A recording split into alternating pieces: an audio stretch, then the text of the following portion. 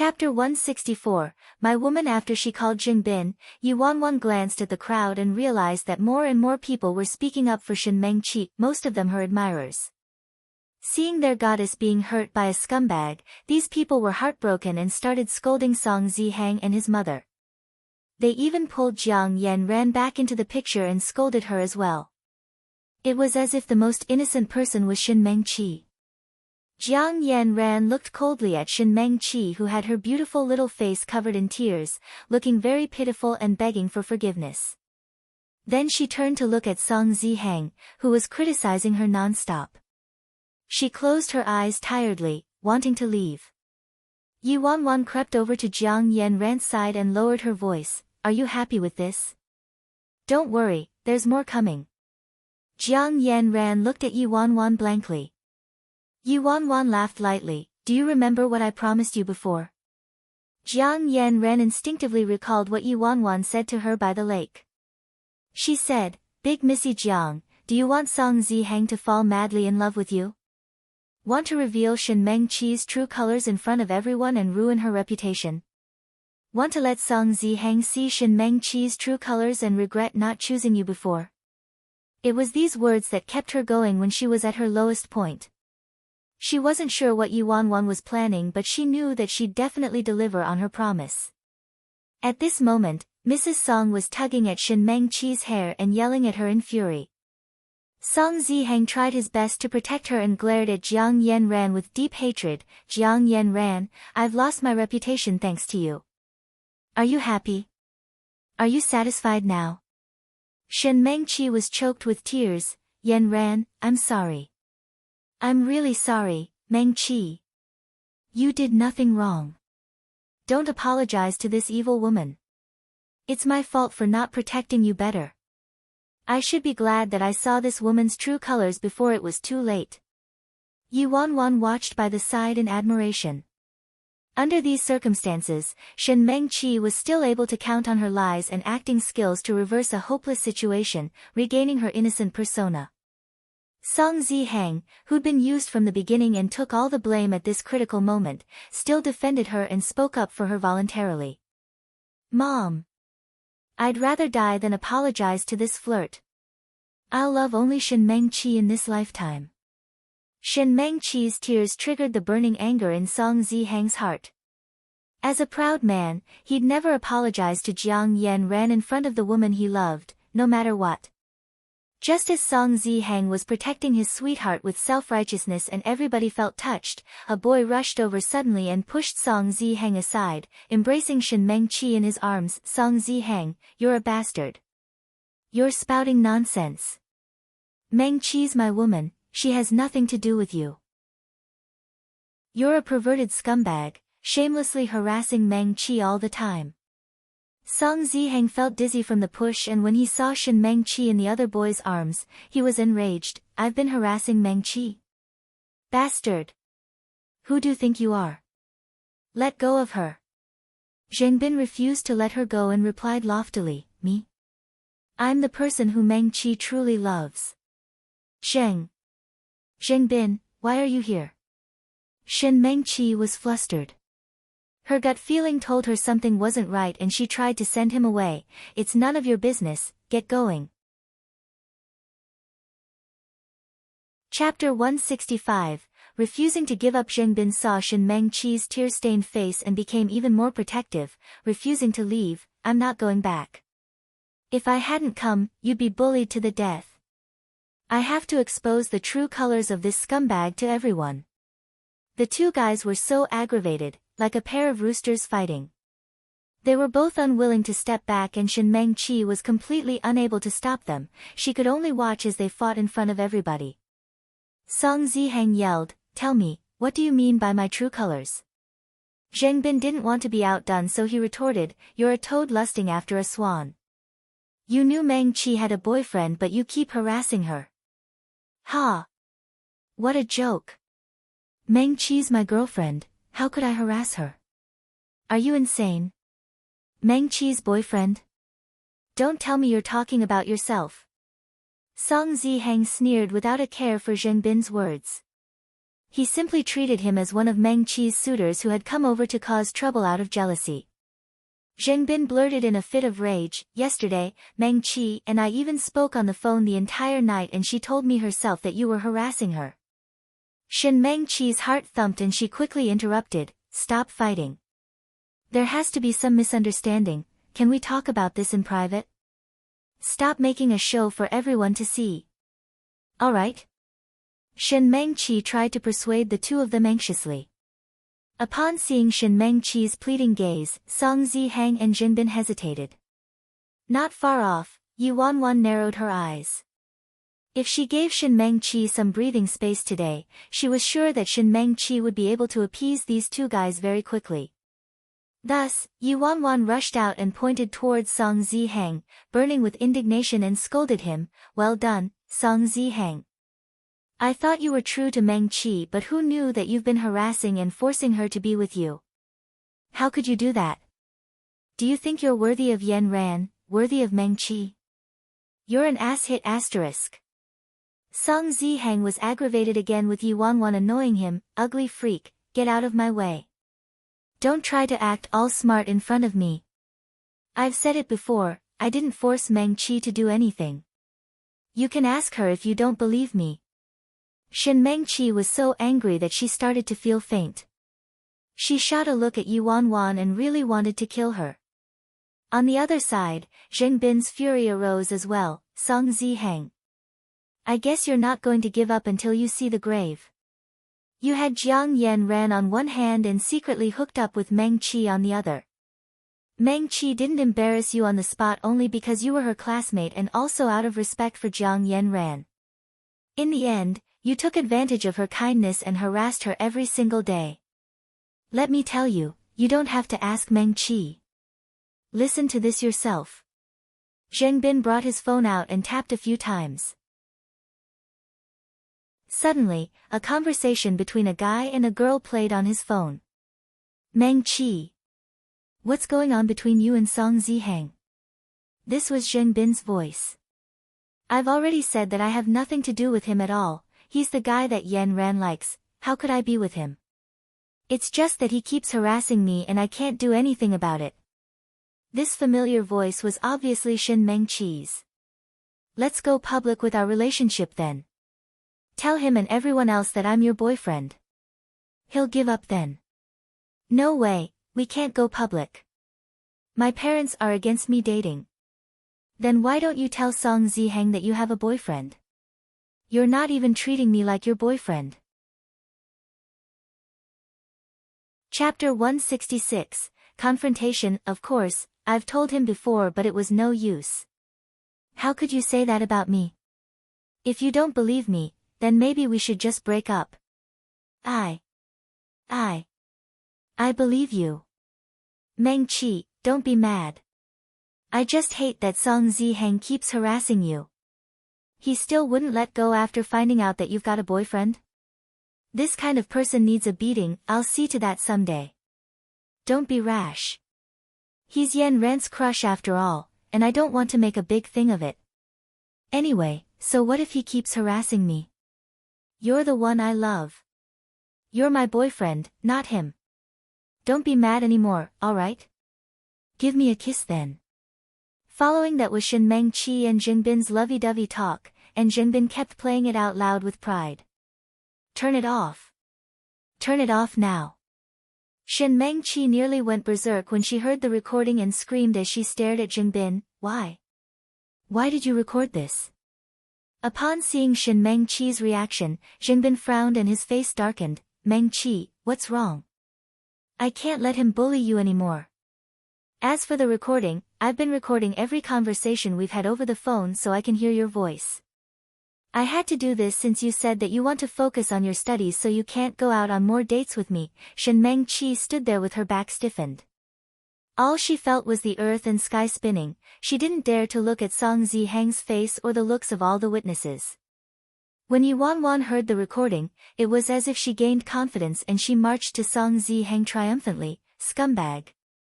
What do you have to say now?" "I knew it, Meng Qi's such a nice and kind person, how could she be with you even after finding out that Yan Ran likes you? So it was you, scumbag, who was driving a wedge between them. Meng Qi has a boyfriend and you still wouldn't let her go. You have no sense of shame.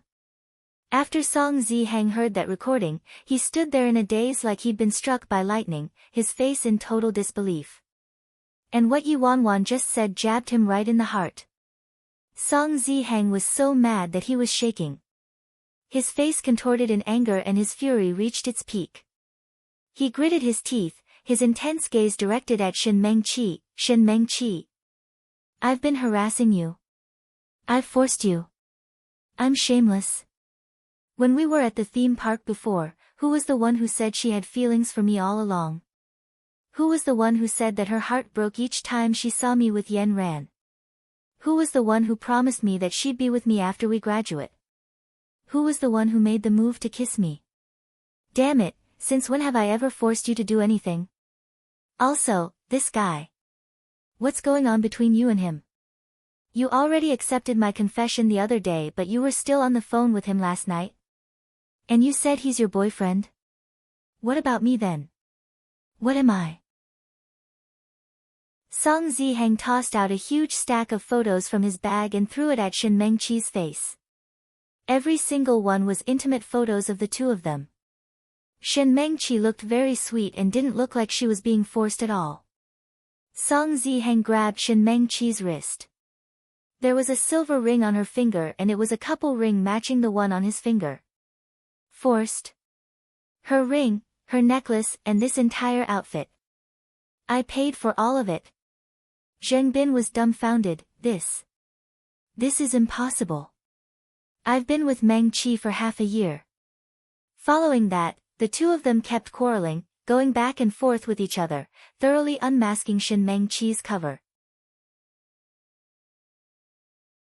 Chapter 167, Capsized. Shin Mengqi had managed her relationships well. After Song Zihang's confession, she didn't reply to him on the spot and only acknowledged their relationship in private but denied it completely in front of Zheng Bin, claiming that Song Zihang was harassing her. Shin Mengqi thought that she could fool everyone. Who knew that the two of them would bump into each other? When the two of them met, they confronted each other and were initially fooled by her acting but her lies were now exposed. At this moment, the crowd watched as the two people fought. The information Song Zihang and Zheng Bin disclosed got more and more shocking, and the onlookers were flabbergasted. Damn, what a plot twist. So it was Shin Mengqi who was seducing Song Zihang. And now there's Zheng Bin involved. Oh my god. Was she two-timing? Shin Mengqi actually had the both of them fooled. What do you mean the both of them? She stole her best friend's boyfriend, two-timed and told endless lies. We were all fooled. Zihang. That's enough. Aren't you embarrassed enough? You caused our Song family and yourself to be in this predicament just for this bitch? You, Mrs. Song gave her precious son a slap. Mrs. Song then grabbed Shin Mengqi and slapped her twice, on her left and right cheeks. Wretch! How dare you seduce a Song? Song Zihang stood there, battered out of his senses as his cheeks burned. He was speechless and didn't react even when his mom slapped Shin Mengqi. He couldn't believe it. He couldn't believe that the girl he'd always liked was this kind of person, toying with his feelings all this time and even dating another guy while she was cuddling with him. As for him, in order to protect her reputation from being ruined, he was made a total fool. You bitch! How dare you lie to me? You actually dared to lie to me. It was as if Song Zihang was suddenly awakened and he charged towards Shin Mengqi like a madman. Ah! Zihang! Hear me out. Shin Mengqi was knocked out of breath from his tight grip and shouted in fear, Zheng Bin. Zheng Bin, help me, why would Zheng Bin save her? It was a blessing that he didn't join in and kick her. He was so angry that his eyes were red. Shin Mengqi. You're good, just because I couldn't give you what you wanted. I couldn't help you become a big star, you went to find another man, and even kept me in the dark this whole time. I thought I was your true love and didn't dare to keep you from your studies. I didn't dare to tell anybody about our relationship, but you used me as a spare tire. Other than Song Zihang, who else do you have in your trap? How many other guys were you cheating on? Hearing Zheng Bin's bellow of rage, everybody clicked their tongues in disapproval and looked at Shen Mengqi's disheveled hair and battered face without any sympathy for her. She deserves it. The boats finally capsized this time. 1. How could you not get your shoes wet if you keep walking by the river? What an eye-opener today. Innocent goddess of Qing, he my ass, more like a scheming woman, a vixen. I didn't. It's not like that. Shen Mengqi slumped onto the floor and shook her head vigorously, the comments around her cutting her like a knife. All along, she was a good student in everyone's eyes and a goddess in every guy's heart. She had never received such menacing glares and horrible insults in her entire life. Her mind was in a blur. She had no idea how things ended up this way and how she got into this state. Chapter 168, Daddy Jiang to the rescue. Yi Wanwan stood a few steps away and watched as Shen Mengqi slumped onto the floor. After some time, she slowly walked over with a face filled with heartache and said softly, Mengqi. How could this happen? How could you do something like that? What about my brother? Did you also ditch him because he was no longer useful to you? Or, is my brother still a spare tire because he still has some use for you? Hearing this, Shen Mengqi suddenly seemed to wake up. She didn't expect that Yi Wanwan could speak right to her heart. She immediately explained anxiously, I didn't. Wanwan, you have to believe me. This was all a misunderstanding.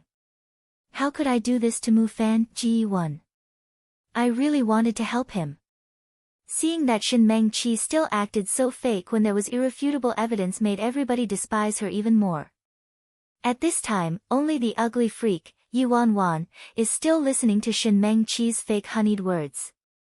So it really was Shen Mengqi's strategy all along, seducing whoever was powerful, and when something went amiss, she'd find a spare tire immediately.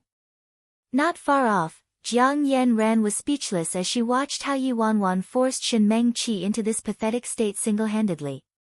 Shen Mengqi was acting totally clueless and trying to explain things to Yi Wanwan, looking really anxious. At this moment, Song Zihang pushed Shen Mengqi away and rushed over to Jiang Yanran in tears. Yanran, please forgive me. I didn't know. I didn't know things would end up this way. That woman tricked me. I really didn't expect she would be so scheming, shamelessly seducing me from the start. Please forgive me this once. At this moment, Mrs. Song was in a rage. Song Zihang had actually been fooled by a little wretch, bringing embarrassment to the Song family. Yan Ran, you saw it too, it was all because of this bitch who seduced Zihang. Can you forgive him this time for Auntie's sake? Which man hasn't made mistakes before? I've beaten and scolded him and he'll never dare do it ever again and will be with you happily. Go back and explain this to your dad. We can't let the issue with the company drag on.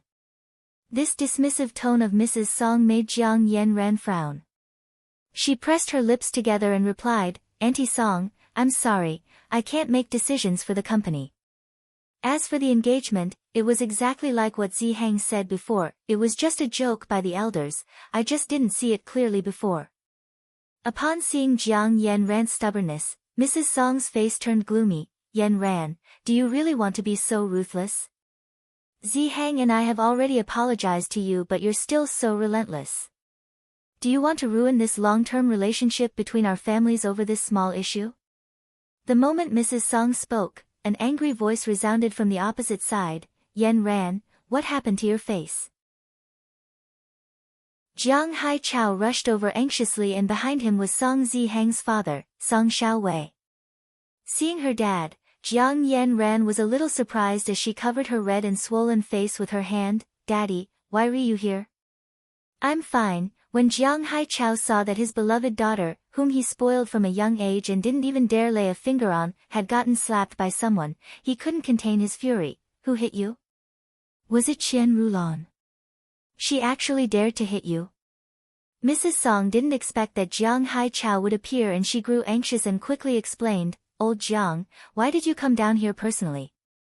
This was a misunderstanding, I didn't do it on purpose. Actually, it was just a small issue from the start, we really didn't have to drag so many people into this. Jiang Haichao hugged his daughter and was in a towering rage. Tisk, small issue? My daughter was bullied by your son to the point where she wanted to commit suicide, is this what you call a small issue? After Yan Ran's mom and I received the call that night, we rushed down to school immediately. If it wasn't for someone saving Yan Ran, we'd be looking at her dead body. You call this a small issue? So in your eyes, our Yan Ran's life is just a small issue. Qian Rulan, Song Xiaowei, do you really think the Jiangs are pushovers? Chapter 169, An Idiot or Two, Old Jiang, that wasn't what I meant. You said Yan Ran tried to commit suicide. I had no idea about this, Mrs. Song was shocked. Song Xiaowei's face changed. His face was dark as he looked at his wife and son, both of them unable to achieve anything but were great at sabotaging things. He had finally managed to meet Jiang Haichao today to find out what he did wrong. In the end, he learned it was his own son who betrayed Yan Ran first, making him lose all face in front of Jiang Haichao. He tried so hard to persuade Jiang Haichao to be more lenient, on account of the friendship between the two families in order to work together on the project. But then, Song Xiaowei suddenly received a call saying that his wife had gone to the school to stir up trouble. Song Xiaowei glared at his wife and son and could only summon up the courage to say, Old Jiang. I'm really sorry, Rulan and I were ignorant. If we'd known about this, we never would have let this bastard off. Jiang Haichao sneered, ignorant? You guys were obviously ignorant. I recently found out my daughter helped your son get water, washed their clothes and delivered breakfast every day like a servant, found out that your son cheated on Yan Ran right under her nose and embarrassed her, found out that he helped another girl insult her, found out that Yan Ran actually suffered so much. Let me tell you, Song Xiaowei, Qian Rulan, this isn't the end of it. Just wait for your bankruptcy. Jiang Haichao didn't bother with the Song family's explanation and left with his daughter immediately. After everybody found out the truth from Jiang Haichao, they started criticizing the three of them with spiteful stares. That's too ungrateful of them, how could there be such a shameless family? At the school entrance, Jiang Yan Ran had to pacify her father for a long time before she finally managed to calm him down. Once calm, she sent him back home. Wan, you called my dad? Jiang Yan Ran asked. Yi Wan nodded, just in case. It was safer to have a backup. Thank you, Jiang Yan Ran replied gratefully. She always has a well-thought-out plan. Don't mention it, I did it for myself too, Yi Wan replied. Jiang Yan Ran said, even if Shen Mengqi tries to talk her way out this time, nobody will believe her anymore. Yi Wan pinched her eyebrows like she had a headache, there'll always be an idiot or two who'll believe her. Are you saying? Senior Yi? Jiang Yan Ran asked in concern. Yi Wan didn't comment. After all, the IQ of a person in love is in the negative, she knew this very well herself. In her previous life, her brother was still very devoted to Shen Mengqi even after witnessing her flirting with another guy. He even felt useless for not being able to protect the girl he loved. She already knew how hard it would be to brainwash him. After all, you and Senior Yi are blood siblings. Just talk to him nicely, he'll definitely be on your side, Jiang Yan Ran reassured her. Yi Wan took a deep breath and looked at the time on her phone, no worries, since I exposed Shen Mengqi once, I can expose her again. Don't worry about me. You should head back and have a good rest or find someplace to relax. Alright. Do you have any plans later? Jiang Yan Ran asked. Today's Saturday, I have to go over to my boyfriend's grandmother's place to have dinner. Give me a call if you need anything. Sure. After she parted with Jiang Yan Ran, Yi Wan returned to the dorm to get changed and removed her makeup. Then, she left through the back door. The familiar black car was already waiting for her at the same place as always. Chapter 170, Pouncing on the Great Devil. Yi Wanwan's long hair was straight like a waterfall and she wore a white dress. She patted her face gently and went into the state of a little innocent white rabbit.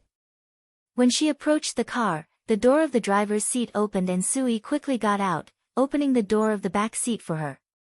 At the same time, he couldn't help but stare at her. Although this wasn't the first time he saw her like that, it amazed him every single time. In the back seat, Sihan was busy. He had his laptop out in front of him and a Bluetooth headset on, seemingly in a video conference. She was unsure whether it was because the conference wasn't going smoothly, but Sihan didn't look too good. His forehead had a trace of faint anger and the surrounding atmosphere felt dangerous. Yi Wanwan obviously didn't dare to provoke him. She sat in the corner seat obediently and tried to minimize her presence. When she looked up inadvertently, she suddenly noticed that aside from Sui, there was a teenager sitting in the front passenger seat. As usual, the teenager was in an all-black outfit. He had short, neat hair and his expression was stern and sharp, like a weapon. He was the most formidable expert under Sihan, Lu Ying, the person she met in Jiang Garden. When Yi Wanwan looked up, she met Lu Ying's gaze in the rearview mirror. He had the same contemptuous and disdainful look as usual. As for his gaze, Yi Wanwan was already used to it. All the subordinates under Sihan viewed her as a bewitching demon, similar to Bao Si and De Ji, who were infamous concubines who caused damage and suffering to the people in China. The only difference from her previous life was that in this life, she returned to her original appearance, which was more in line with her title of a troublemaking beauty and also attracted more hatred. Although she was already accustomed to it, she didn't want to accept these stares like she'd done in her previous life. She really hated the way this guy looked at her. Ha, he must be having so much fun calling me a vixen and witch in his heart, right? Damn it, your master is obviously the one fighting over me, alright? Don't be so unreasonable. If she didn't prove his accusation to be true, wouldn't that be a waste? Yi Wanwan glanced at Sihan. His face was cold while speaking to his senior management on the screen. She didn't understand everything that came out from of his lips. Lu Ying noticed that she kept looking at Sihan and his gaze became more alert and spiteful. The corners of Yi Wanwan's lips turned upwards. In the next second, she suddenly pounced onto Sihan. Sihan was caught off guard and got knocked over. He frowned and was about to speak, but was quickly covered by a soft sweetness. Sihan was obviously stunned. His obscure eyes turned deep almost instantaneously, like a giant whirlpool. His long slender fingers then quickly closed the laptop shut and cut off the screen of the other party. In the video conference, the senior management on the other end was initially focused on the meeting, but then, suddenly a beauty appeared on the screen and it seemed like she'd pounced on their boss. When they tried to have a closer look, the screen turned black. Damn! Woman? A woman actually pounced on the boss just now, in the middle of a meeting? At the same time, there was something darker than the screen, Lu Ying's face. His eyes were as wide as an ox's bell, his cheeks were flushed and his whole face was in disbelief. He was on the verge of exploding. He was actually flabbergasted by the shameless behavior of Yi Wanwan. Even though Sui had seen this many times before, he still felt awkward every time and quickly pulled up the divider, cutting off the scene at the back. Humph. Yi Wanwan shot a look from the corner of her eye to Lu Ying's black face. She felt slightly appeased. However, after she let off some steam, she realized she had a bigger problem. Yi Wanwan blinked her eyes stiffly and looked at the great devil she pounced on. Her impulsive decision. She must have eaten a bear's heart and leopard's gall to possess the courage. How did she have the guts to pounce on Sihan? Chapter 171, Dignity. At that moment, Yi Wanwan broke out in a cold sweat. This time, she had truly only hurt her enemy 800 times but hurt herself by 1,000.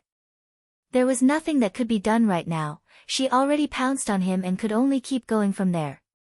Yi Wanwan laid on his chest like a neglected concubine and whined, "I've been here for so long but you don't even care. What's so good about watching this? You've been looking at this the whole time, is it better looking than I am? Who's better looking, me or this thing? These were truly the words of a troublemaking beauty. The divider was able to block the visuals but not the sounds in the car. Luing would probably be pissed to death when he heard that. It was almost as if she could hear the gritting of teeth from the front. In fact, Yuan was right. Luing had already unsheathed the sword that he usually brought with him, this demonic woman. Even the words he bellowed were exactly the same as Yuan imagined. Sui quickly stopped him, lowered his voice and said nervously, "Keep it down. It's not your first day knowing about this, why are you still so rash? What if Master hears you? Do you want to die?" The teenager next to Sui was so mad that his hair was almost on fire. How could he swallow this down? This woman's been so weird lately, she obviously has bad intentions. Why is Master so blind, not putting his guard up against her? Sui hurriedly reassured him, "She's just a little silly girl, how much harm can she do? Don't worry." Luing scoffed, "TSK, what can she do? She did that on purpose just now. She did it on purpose for me to see. She's driving a wedge between Ninth Master and me." What on earth do you mean by that? Don't make her sound like your love rival, alright? In any case, just stay calm. Even if she's a demon, do you think our master is a fool? What kind of person do you think he is? Sui said. Hearing this, Lu Ying's anger slowly dissipated. After all, Si Han was a perfect god in his heart, how could he be a fool? However, the moment Sui finished speaking, the two of them heard the master's hoarse and low voice coming from the back, "You're better looking." Luing, Sui, Yuan didn't stop there, probably because she saw that Si Han wasn't mad, so she gathered her courage again. Yuan shot a look towards the front of the car and continued questioning Si Han, "Then what if one day Luing and I fell into a river, who would you save first?" Luing, Sui, Yua. What kind of question was that? I've got to kowtow to Yuan for her courage. I didn't think this woman would be scarier when she's submissive to the master than when she's disobedient and causing trouble. The atmosphere was stagnant. After some silence, the man's voice finally traveled to the front, "Save you. Luing, where's my knife?" Sui. At this moment, Lu Ying's expression was akin to a whiny wife and Sui could almost see the black cloud of resentment emanating from the top of his head. Afraid that Luing would lose control and butcher Yuan, Sui persuaded him urgently, "Luing, put your knife down, please calm down. The master still loves you. Master said that purely because you can swim and don't need his help at all. Let's not stoop to the level of that little demon. We must have dignity. Have some dignity." Sui was busy trying to talk him out of it, but suddenly, he realized that his tone was a little weird, like he's persuading a jealous lover. Chapter 172, I'm just pure and innocent he. Upon hearing Si Han choosing her without any hesitation, Yuan felt appeased and satisfied. Si Han grabbed her waist to prevent her from falling and spoke softly into her ear, "Are you done messing around? Did I just get caught for making trouble?" Yuan whined meekly, "Who asked Luing to look at me like I'm a troublemaking vixen? I'm so pure and innocent, pure and innocent." Si Han's gaze swept over her. Did she just say she's pure and innocent? Yuan coughed lightly, feeling slightly abashed.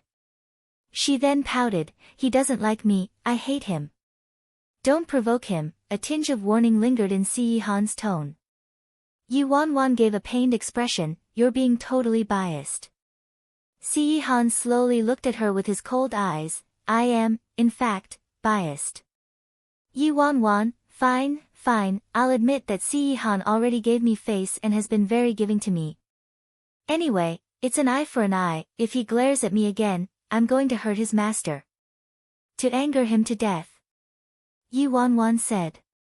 Si Han, as Lu Ying's master, Si Han never expected to get dragged into Lu Ying's troubles for just being an innocent bystander. Should I give Luing a raise then? Shortly, the car arrived at the old house.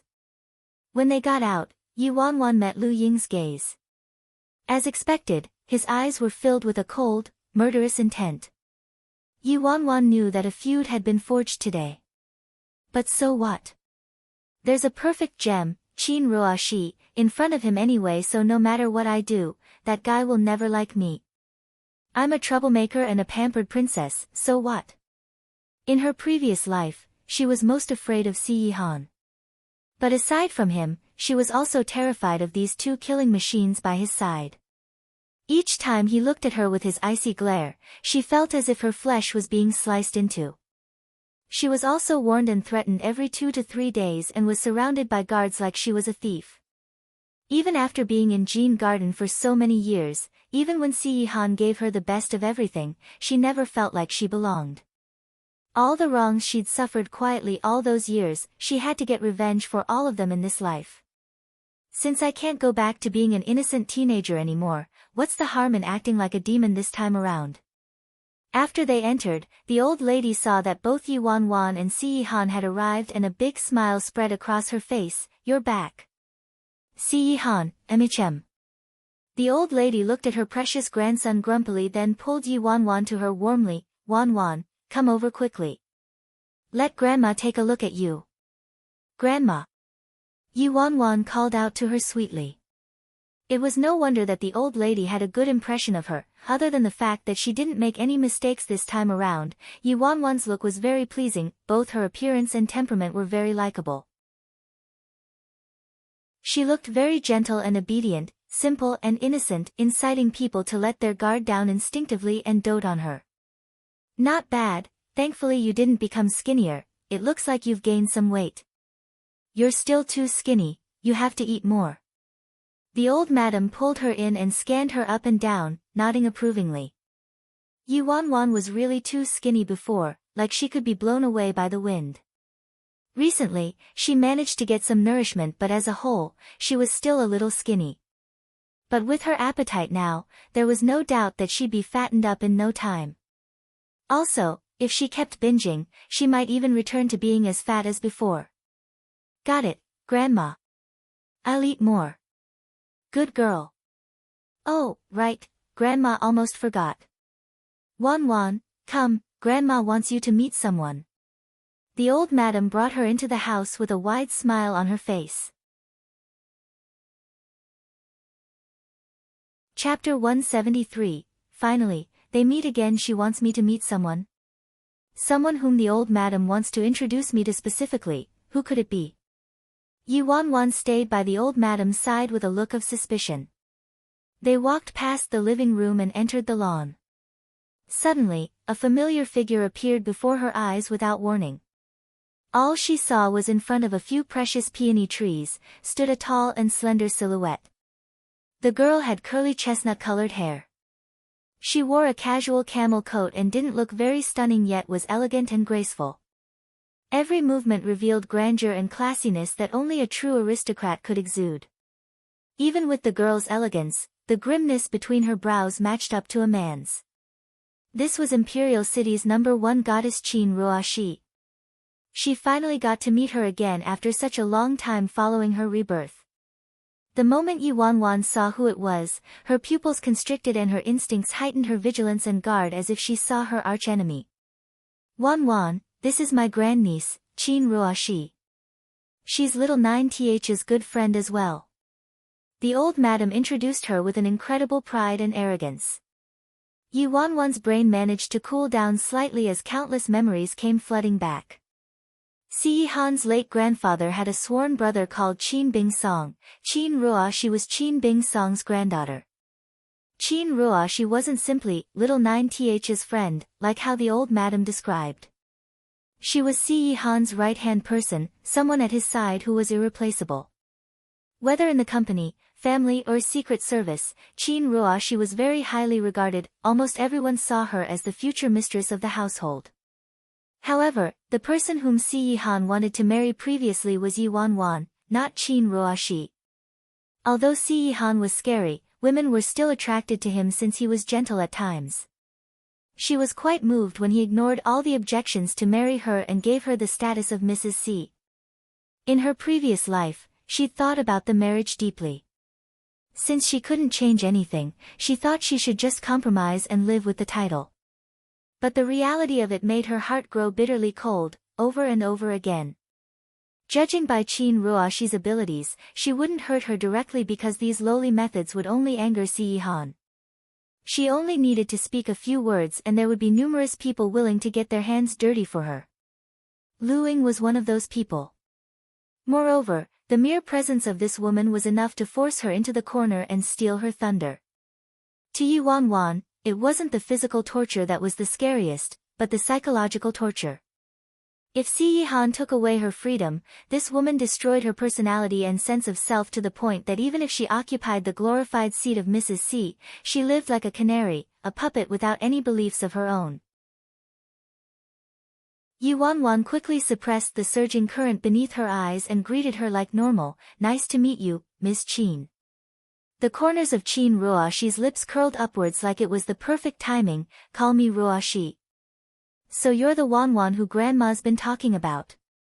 You're just as pretty as she described. Yi Han's really lucky. This is the first time we're meeting, so here's a little gift." Following that, a servant brought a delicate little box over. It was a pair of jade bracelets. Crystal clear, full-colored, glass jade. The current market price for this was about 8 million and its appreciation would be quite considerable in the future. She clearly knew that Yi Wanwan was Si Yihan's girlfriend and Si Yihan had even brought her to meet Grandma already. There was no way Qin Ruoxi didn't understand the meaning of all this. However, her attitude from the beginning didn't show an ounce of jealousy at all. This should be the kind of tolerance that a real wife must have.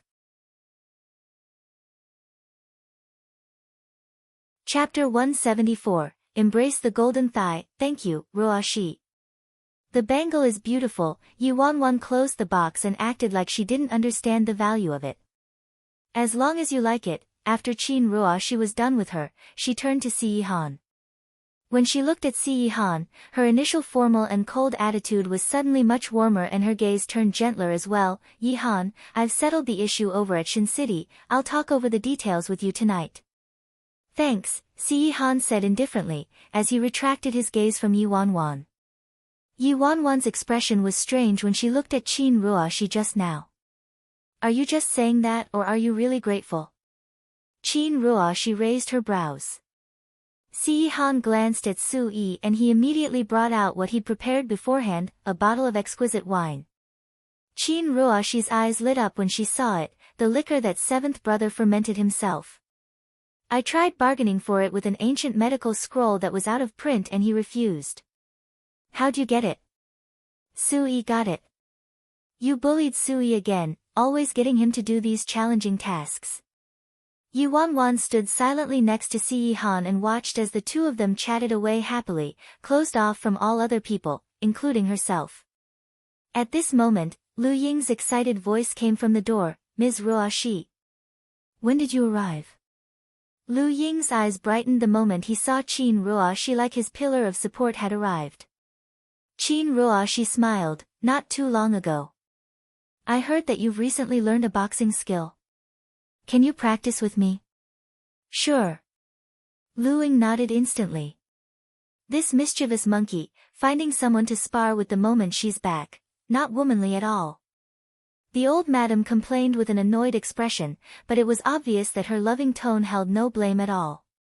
The old madam must be disappointed with Si Yihan's choice to choose me, a girl who appeared out of nowhere, instead of Qin Ruoxi. But it was better for Si Yihan to be attached to someone, whoever it was, good or bad, over being single for years without being close to any woman at all. The old madam headed back to the kitchen. Yi Wanwan followed Si Yihan and sat down near the wooden table under the pergola. Qin Ruoxi had removed her coat and started sparring with Lu Ying. Yi Wanwan slumped down on her chair and watched the reckless and confident figures of the two sparring. During this first meeting, Qin Ruoxi had given her a show of her strength. From Si Yihan to the old madam, to Su Yi and Lu Ying, she was showing her sovereignty and letting Yi Wanwan know that there was no place for her by Si Yihan's side. It was like that in her previous life as well. Qin Ruoxi didn't do any real harm to her but forced her to feel despair. In Si Yihan's world, she'd been all alone, isolated and without help. However, it was also because she was too foolish in her previous life. So what if Qin Ruoshi bribed everyone around Si Yihan? Yu Wanwan only needed to grab hold of one person and she'd be invincible. Yu Wanwan propped her chin on her hand, looked at the golden thigh glistening next to her and murmured softly, Si Yihan, I want to eat some melon seeds. Si Yihan felt something was amiss about Yu Wanwan just now, but before he could figure it out, it was gone. He had started to size her up, but once he saw her acting coquettishly with her beautiful little face and a sweet smile, that nagging feeling seemed to just be his misperception. Yu Wanwan shook his arm, my arm hurts from all the homework I've done recently, could you peel them for me please Yi? Chapter 175, Please feed me. People who practice martial arts have pretty good hearing and Luing was no exception. Although he was sparring with Qin Ruosu, he heard Yu Wanwan's words loud and clear. His moves suddenly messed up, and the anger that he'd suppressed previously finally boiled over. How dare she? She actually wants the master to do something like that? Qin Ruoshi stopped him without batting an eyelid. Luing, don't be rash. Luing said angrily, Ms. Ruoshi, even you are trying to stop me? I've had enough today. How could you not be angry at all? Qin Ruoshi looked distant and replied calmly, with Yihan's status, it's perfectly normal for him to have a few women by his side. Boo. But this woman is different. Luing rebutted anxiously. Qin Ruoshi's expression turned cold when she heard him, but she quickly regained her calmness. How is she different? Luing, remember this, she's not different at all, you don't have to take so much offense. Luing wanted to speak but kept silent in the end, though his heart wasn't entirely at peace. How is she normal? The master actually peeled melon seeds for her, he peeled 78 of them. How could his delicate hands be used to peel melon seeds? Most importantly, there has never been a woman by master's side but this good-for-nothing, immoral and trouble-causing woman was able to stay by his side for 2 whole years. At first, he didn't care about this woman at all and only acted like the master found a playmate out of boredom. Who knew that the master would actually bring her to meet the old madam? The only person qualified enough for the master to introduce to the old madam was the future headmistress of the household. Why did the master bring this kind of woman to meet the old madam? Luing was on the verge of exploding but on the other side, Yu Wanwan was watching as Si Yihan peeled the melon seeds for her, one by one. Those slender fingers forced open each melon seed swiftly and the kernels fell into an exquisite little white porcelain bowl. As he peeled more and more, he looked more and more tempting. It couldn't be helped, heaven can be so unfair sometimes, some people can look so stunning just by peeling melon seeds. Although she had no choice but to use him to survive, Yu Wanwan also felt that she was enjoying herself. With this thought, everything seemed balanced. Sensing her stare, Si Yihan stopped what he was doing and lifted his head. He was met with the searing gaze of the girl. Her pupils were glistening with, "Please feed me," written all over them. After seeing her fearful, indifferent, hateful expressions and considering the way she had shunned him for so long, her current expression was too moving and it tempted him. Yu Wanwan was staring at the hands peeling the melon seeds at first, but when she noticed that they stopped moving, she looked up, unsatisfied. Why did he stop? There's not enough yet. Without waiting for Yu Wanwan to speak, a shadow was cast over her head and his thin lips slowly landed on hers with a tinge of warmth. Yu Wanwan's eyes were wide open. She blinked and blinked, unsure what just happened. At this moment, he said in a low voice with his lips close to hers, "Who allowed you to look at me this way, Yu Wanwan? What did I do? What's wrong with my gaze? I just wanted to have some melon seeds, that's all." Chapter 176, Captivated by your sex appeal. In the next second, a bang resounded not far away. Yu Wanwan saw the cracks in the wall next to Luing clearly. He clenched his fist tightly and glared in Yu Wanwan's direction. Then, without regard to Qin Ruoshi's reaction, he turned on his heels and walked away. He just left in a huff. Yi Wanwan, actually, all she really wanted was to eat some melon seeds. Speaking of which, it was no wonder that Qin Ruoshi was able to reach her lofty position in the family. Even after witnessing Si Yihan getting intimate with her, she still maintained her composure and was consoling Lu Ying instead. This kind of woman who was beautiful both inside and out, who was skilled in using both the pen and the rifle and wasn't easily jealous, was simply perfect. Even she thought that Si Yihan was blind, not to mention his henchmen and followers. Then she felt a sharp pain on her lips and Yi Wanwan changed her line of thought. Ouch, what were you thinking about? The man asked unhappily when he noticed that she was distracted. Do you even need to ask? Your little Lu Ying was so mad that he nearly crushed a wall, didn't you see? Yi Wanwan sighed silently in her heart and muttered, I'm thinking whether there's something wrong with your taste in women. Si Yihan narrowed his eyes and replied casually, tell me, what's wrong? Yi Wanwan thought about it, plucked up her courage and replied, why don't you pick a woman who's beautiful both inside and out, skilled in using both the pen and the rifle, graceful in the hall and skilled in the kitchen? Instead, you chose a troublemaker who doesn't follow the rules and causes chaos. When Si Yihan heard that, he looked deeply at her. Just as Yi Wanwan's heart was getting petrified by his stare, she finally heard his casual reply with just 5 words, captivated by your sex appeal. Yi Wanwan almost choked, This doesn't seem characteristic of a ruler, right? Who said I'm a ruler? Yi Wanwan was speechless. During dinner, Si Yihan was silent as usual. Qin Ruoshi chatted away with the old madam about some funny incidents and made her laugh as if nothing had happened. It was obvious that Qin Ruoshi was aware of the old madam's importance. Yi Wanwan knew very well that the fondness the old madam had for her was only on a surface level. The moment Qin Ruoshi returned, the good impression that she had with the old madam previously had dissipated. She was already prepared for this. Qin Ruoshi's place in the Si family was deep-rooted, it wasn't something that she was able to shake in a short period of time. After dinner, Yi Wanwan took out her homework and started working on the desk. Si Yihan had a document in his hands and flipped through it on the sofa nearby. There was a knock on the door and Qin Ruoshi walked in, probably to report about work. Yihan, about Shin City. Qin Ruoshi was about to continue when she glanced at Yi Wanwan doing her homework. It was obvious with such confidential matters that Yi Wanwan should leave. Yi Wanwan was about to pack up and leave when Si Yihan placed the document down and looked up. Then he turned to Qin Ruoshi and said one word, sit.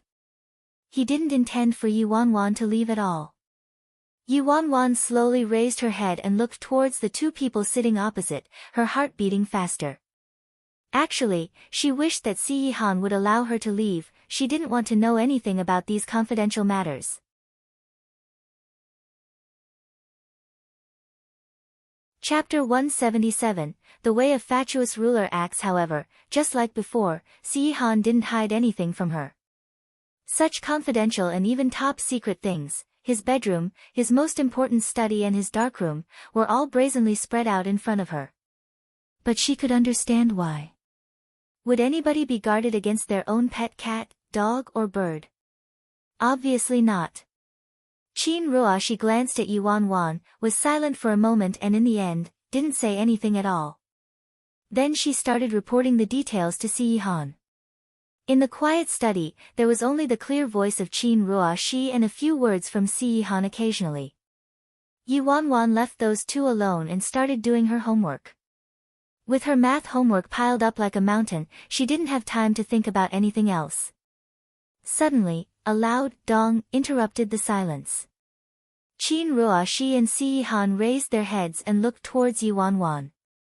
They saw that Yi Wanwan's head was on the table, with a worksheet sandwiched in between. She stared at that math worksheet with red and teary eyes, looking as if the paper had murdered her dad. After a moment of strange silence, Si Yihan pinched his brows and indicated for Qin Ruoshi to stop. He stood up and walked towards Yi Wanwan. Si Yihan walked to her side. Which question? Yi Wanwan was stunned as she forced her head up. Which question do you need help with? Si Yihan repeated and at the same time, stretched his fingers out and stroked her forehead with a frown.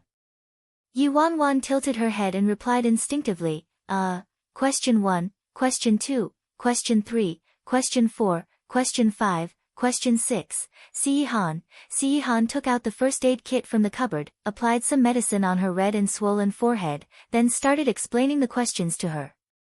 Upon seeing Si Han helping her with her homework, Yi Wanwan was dazed and somewhat surprised, but was captivated by Si Han's explanation very quickly. After 10 minutes, Yi Wanwan looked at Si Han with dazzling eyes, as if he had grown a pair of little white wings on his back. She never expected that after he explained those inexplicable formulas and questions that they'd become surprisingly easy. Very soon, half an hour passed. Qin Ruoxi, who was sitting on the sofa waiting in silence, finally spoke up, Yi Han. Si Han lifted his gaze from the paper and looked at Qin Ruoxi, you can head back first. Qin Ruoxi, who'd kept her composure all this while, had an uneasiness that appeared beneath her eyes after she heard him. But the issue with Shin City, I know what to do. Qin Ruoxi's expression turned gloomy at being interrupted. After a few seconds, she finally stood up, got it. Qin Ruoxi left after she packed up her documents. Watching Qin Ruoxi leave, Yi Wanwan was quite surprised herself. What Qin Ruoxi said just now must have been very important. In fact, everything handled by Qin Ruoxi was important. But Si Han actually pushed this issue back just to help her with her homework. This was truly the way a fatuous ruler acts. When he noticed that she was distracted, Si Han rapped his fist on the table. Do you understand? Ah. No. No. Can you explain it again, please? Yi Wanwan quickly focused all her attention. Forget it, who cares what Si Han thinks? I'm still stressed over math. With such a rare opportunity today, I have to grab hold of it.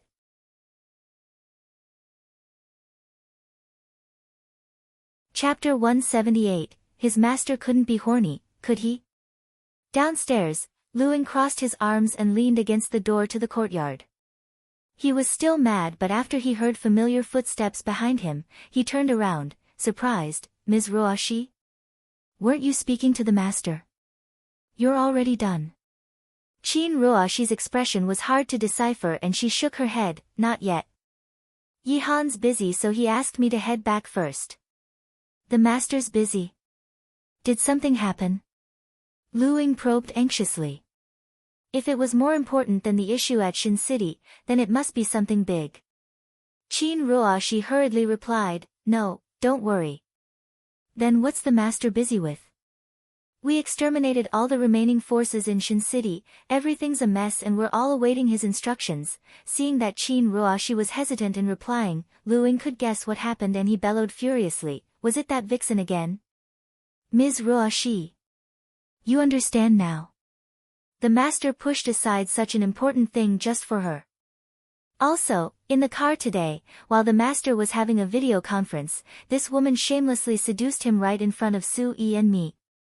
Most importantly, the master didn't scold her and even stopped the meeting for her. The image of Si Han tutoring that woman appeared in her head and a darkness flashed across Qin Ruoxi's eyes. Yi Han's a guy and this Ms. Ye's young and beautiful, it's normal for him to be captivated by her. Anyway, it doesn't matter now. Nobody's able to influence him when it comes to the big issues. Ms. Ruoxi, the master's already been influenced, alright? At a time like this, you're still speaking up for him. Luing was furious. Even if Qin Ruoxi's words make sense, they only apply to normal men. How could master be as horny as those ordinary people? This is impossible. Qin Ruoxi looked at the teenager next to her helplessly. You get aggravated too easily, you can't be like that from now on. You should be wary that she might come between you and Si Han. For now, don't be so bothered by her. Luing was indignant, I can't take it much longer. Other than a pretty face, that woman's useless, extremely stupid and doesn't even have the strength to handle a chicken.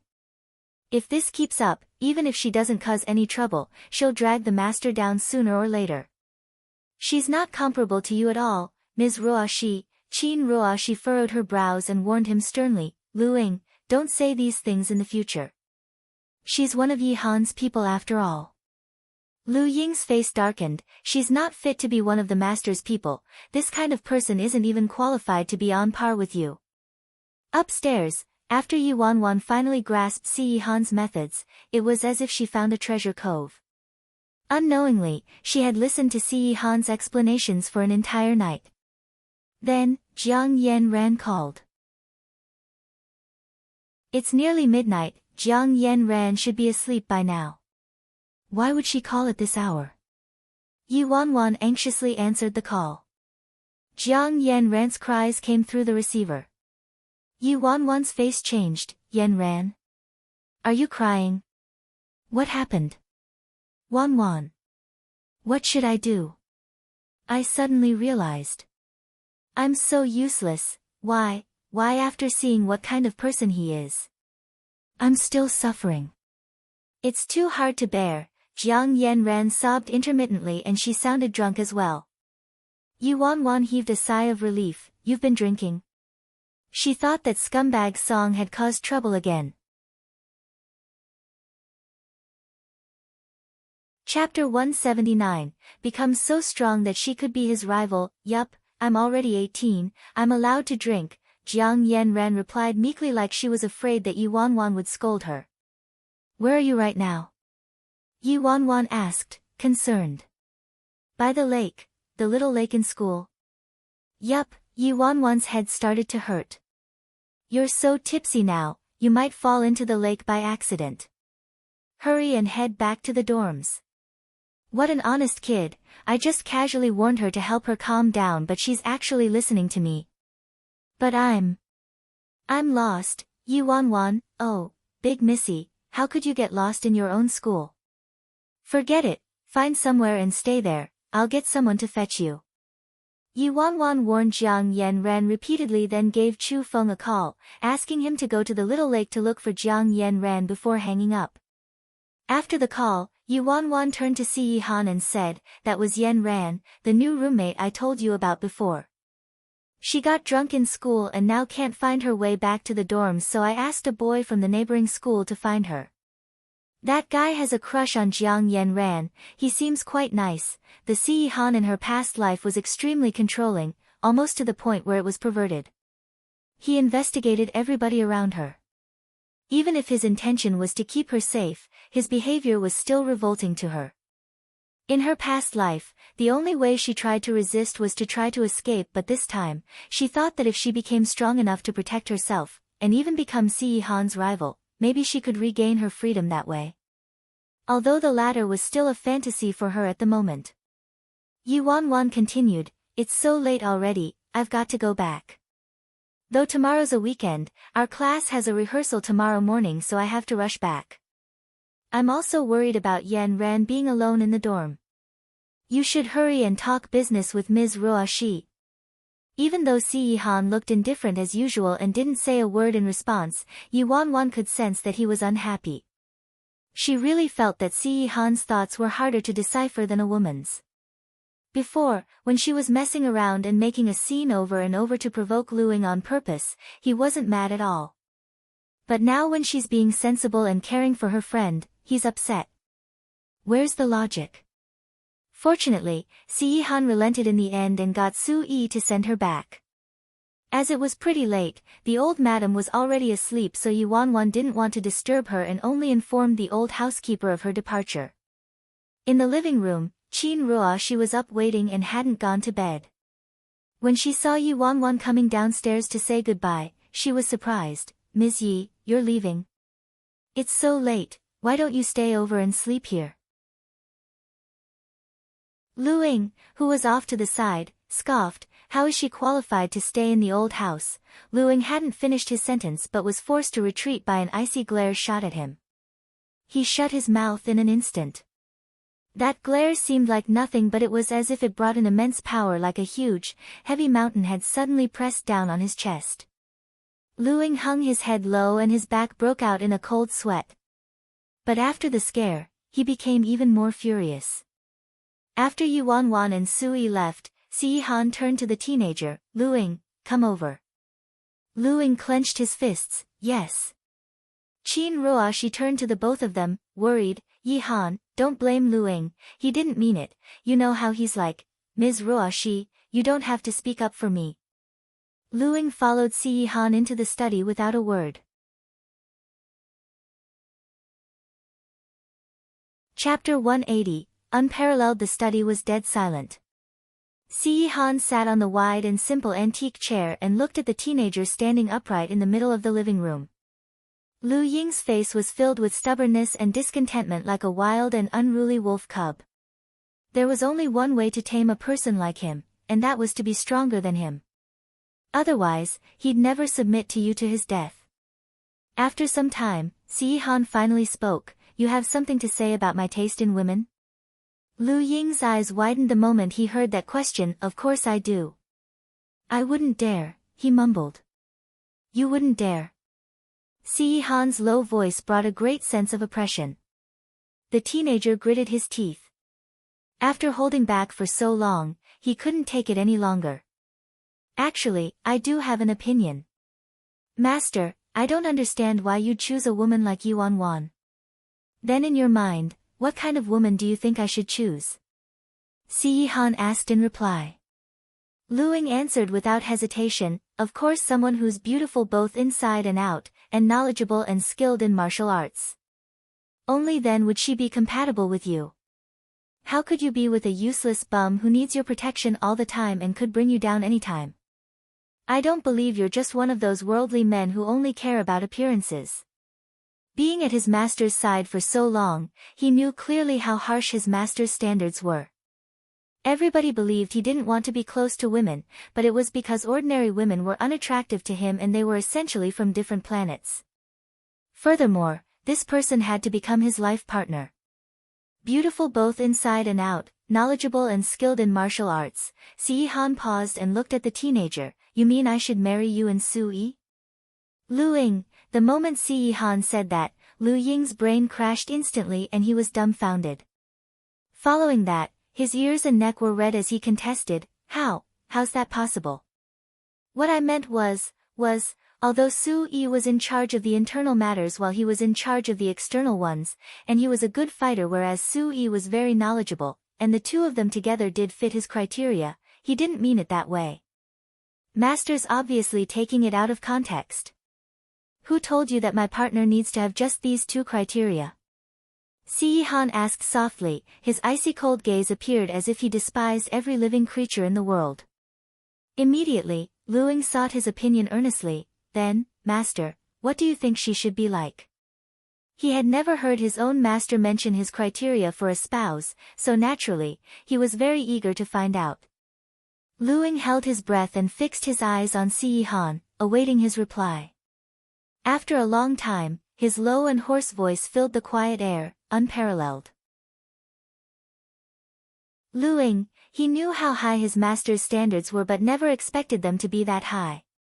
What does unparalleled even mean? Looks, brains and skills aren't enough. He needs someone to be extraordinary and omnipotent. After the initial shock, he was still speechless. Master, are you serious? That dumb wretch, who can't even kill a chicken and hasn't graduated from high school, is considered unparalleled.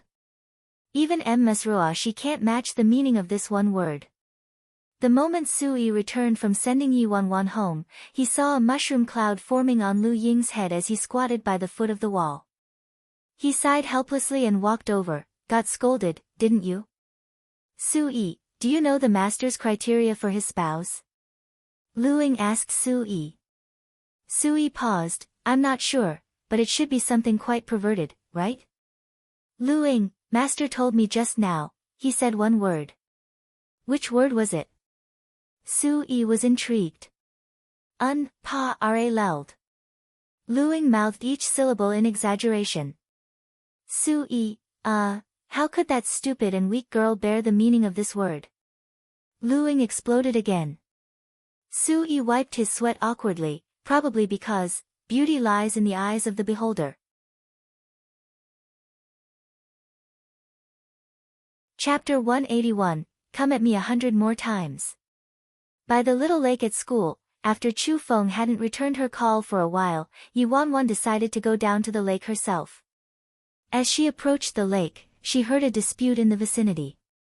Yan Ran, I've learned from my mistakes. I swear I'll treat you nicely from now on and we can get married after we graduate. Get lost. I've said it before, don't show your face in front of me. Gross. Yan Ran, swear with your heart and tell me that you weren't with this bastard to provoke me. Do you dare to say that you don't like me even a bit? Yan Ran, stop lying to yourself. Why are you with a person you don't like just for revenge? You don't like him at all, the person you like is me. Song Ziheng kept pestering Jiang Yan Ran while she was drunk and exhausted, and Chu Feng next to her had his fists clenched as he stared at Song Ziheng. But because he was in no position to speak at present, he didn't refute at all.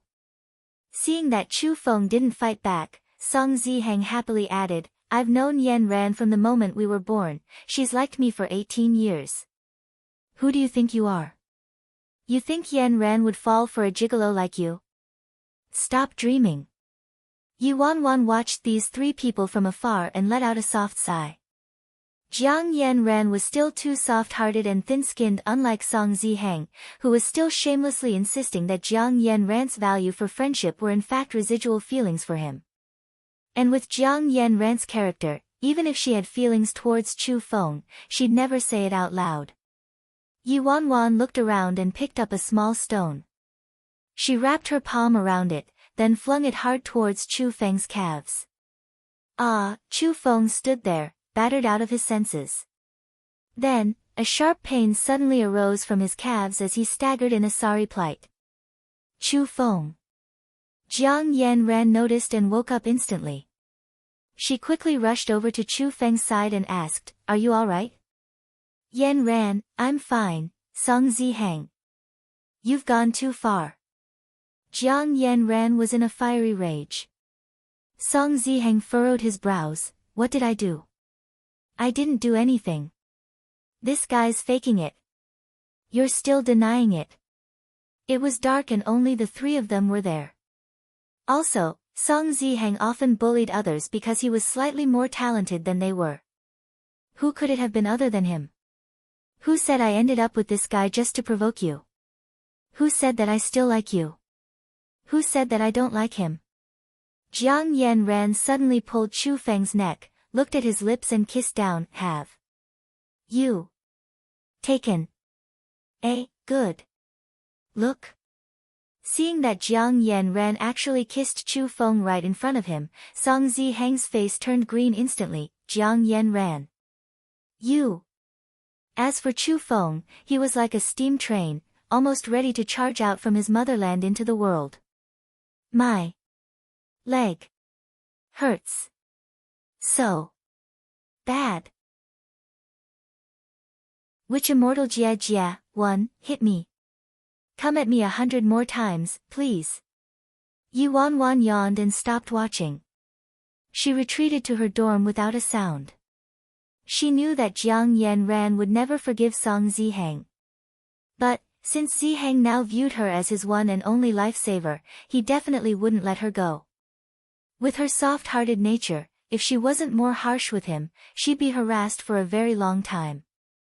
Good thing I was here to end this once and for all. Now, she'd finally settled this issue at Jiang Yan Ran's side.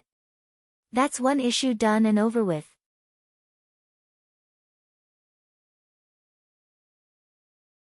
Chapter 182. I'm waiting for you. As Yi Wanwan passed a small forest on her way back to the dormitory, a figure suddenly appeared out of nowhere, almost scaring her to death. Her first reaction was to touch her face. Luckily, she'd been very careful this time. Even though it was already late at night, she made sure to put on a slab of makeup like she was about to act for a horror movie in order to prevent an incident similar to the one with Si Xia from happening again. She was safe. When that person noticed her, it was evident that he was in a greater shock than she was. She heard the person's gasp very clearly. She took a few steps forward. Under the glow from the street lamps, Yi Wanwan managed to see the other person's face. Si Xia. What's this guy doing out here in the middle of the night? After the ultimate move she'd made previously, this guy kept his distance from her, and because he was also quite busy himself, they didn't even speak much these past few days.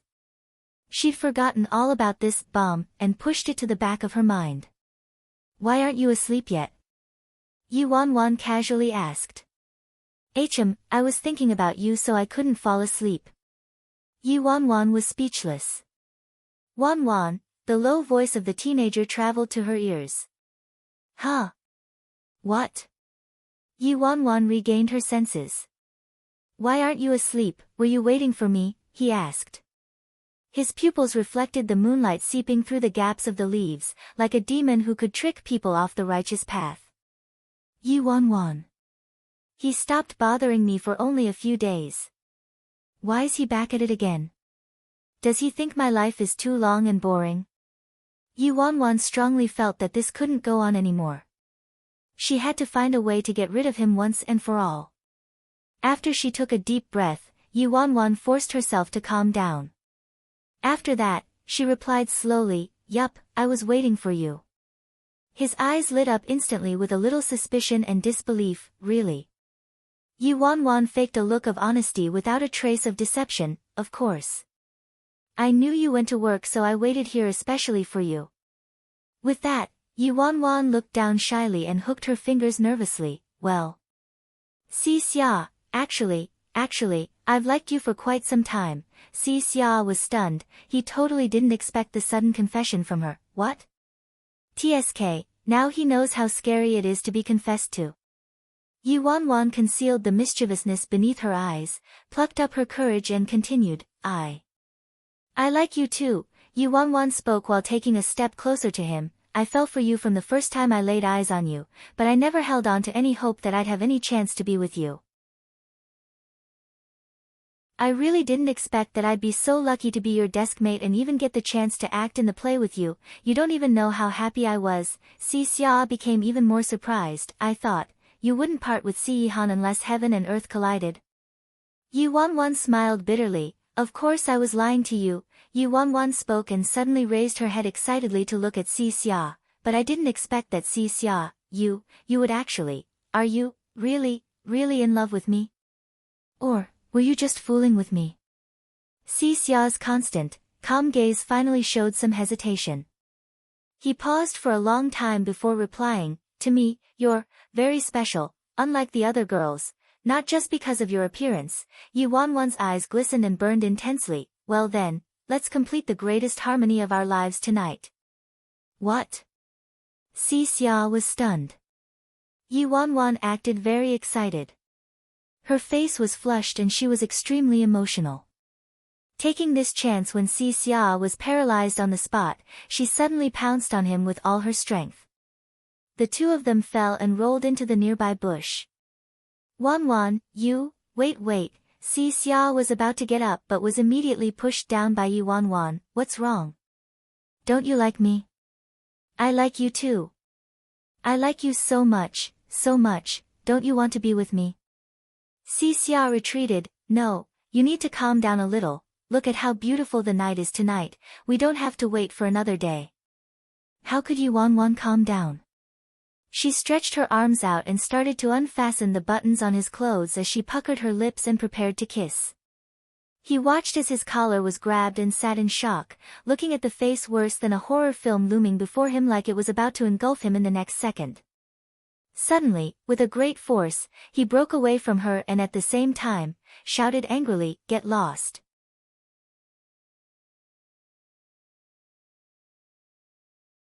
Chapter 183, Trampled on. After the angry shouts, there was a cold and dead silence. The love-struck expression on Yi Wanwan's face subsided like the tide as she regained a cold and indifferent expression. Yi Wanwan tidied the edges of her white dress, stood up slowly and looked coldly at the battered and exhausted teenager who had grass all over his body, his face filled with indignation and fear.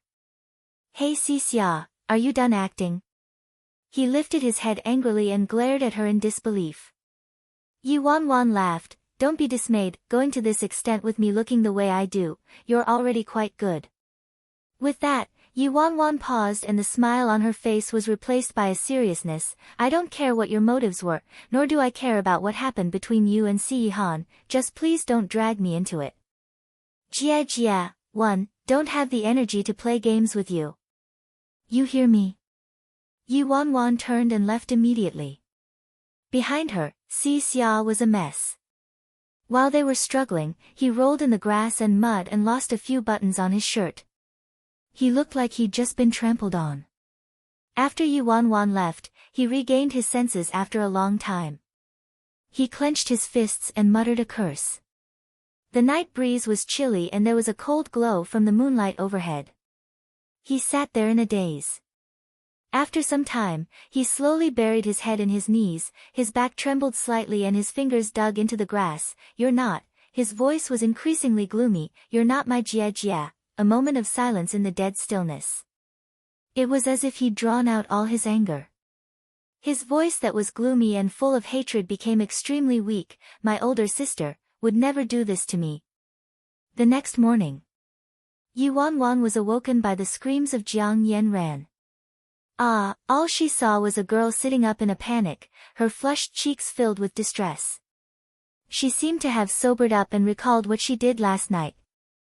You're awake. Yuan yawned. Jiang Yanran turned to her, looking as if she was about to cry as she spoke incoherently. Wan.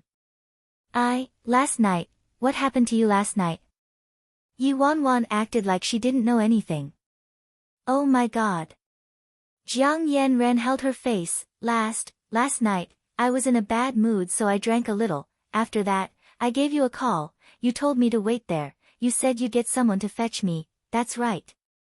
What's wrong? After that, Chu Feng came over and wanted to take me back to the dorms, but Song Zihang somehow found me too and kept pestering me. He even insisted that I still had feelings for him and said I was using Chu Feng to get revenge and provoke him. He even hurt Chu Feng, then. Jiang Yanran blushed even more. After that, I was so mad, and to refute what Song Zihang said, I kissed Chu Feng right in front of him. God. I'm never ever drinking again. Oh, actually, I think you should drink more. Jiang Yanran didn't seem to hear what Yuan mumbled as she fell apart. I'm not even sure about my feelings towards Chu Feng. How could I do something like that? He might get the wrong idea. What's worse was that I even said he would be my boyfriend from that day onwards. This is actually going better than I expected. Yuan laughed. That boy's too lucky, huh? I'm so jealous of him. Not only does he have me as a helpful spirit, even God is on his side. Jiang Yanran was annoyed. Wan, stop joking. Hurry and think of a way out for me. What should I do now? Yuan replied without hesitation. It's very simple. Just tell him that you drank too much last night, so everything you did and said doesn't count. Jiang Yanran's eyes lit up. Can I really do that? Yuan nodded. Of course you can.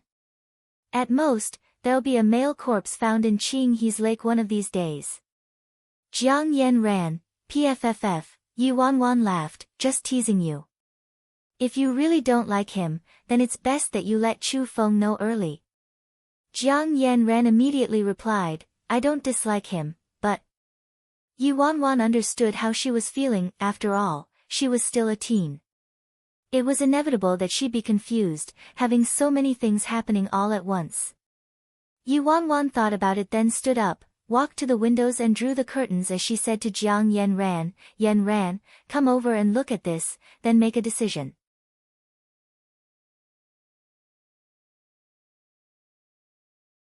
Chapter 184. At worst, she'd get makeup remover splashed in her face. It was still early.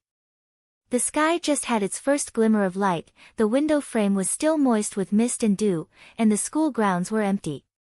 However, Jiang Yanran followed Yuan's gaze, looked over and saw a familiar figure below. A boy stood still below the girls' dormitory like a doorkeeper. And Jiang Yanran noticed that he was still wearing the same pajamas as last night. When Yuan called Chu Feng yesterday, he was already in bed, and because he rushed over, he didn't even have time to get dressed. But it was already morning now and he was still in the same clothes. Could it be that he didn't go back and stood there for an entire night? With that thought, Jiang Yanran felt as if her heart had been struck by something. She turned around and ran downstairs. Yi Wanwan looked at Jiang Yanran's back and felt somewhat emotional, as if her little girl was maturing to womanhood. Downstairs, Chu Feng, who was in a daze, suddenly saw Jiang Yanran running over and was stunned. His dashing face started to turn red and he suddenly didn't know what to do with his arms and legs.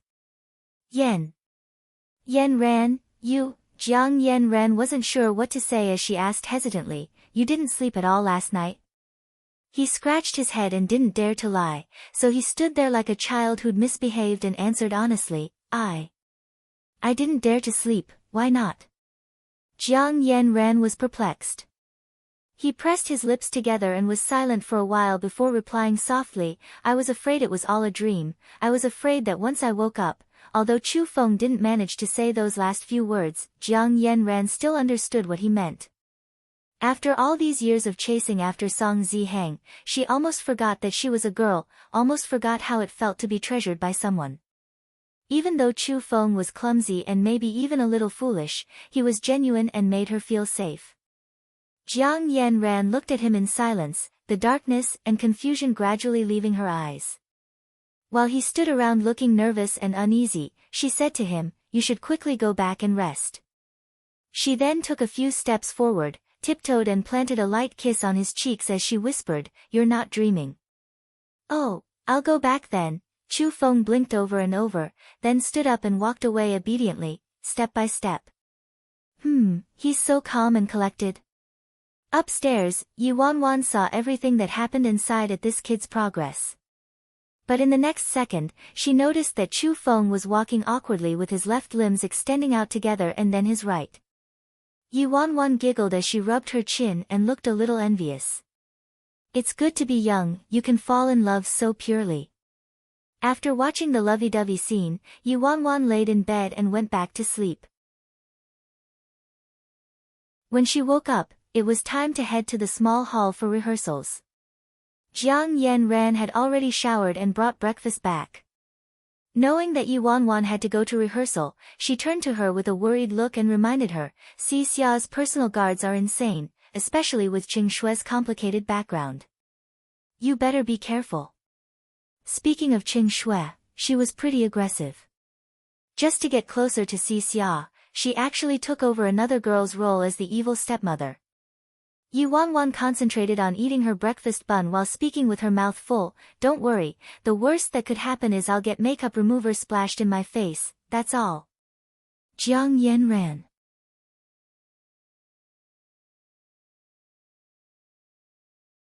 Chapter 185, She's a beauty. At the small hall in school, the costumes and props were all prepared and everybody crowded around excitedly to take a look. Wow! The clothes are all so beautiful.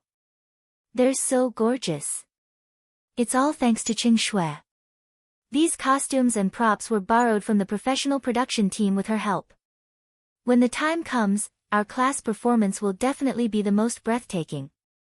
You're dreaming.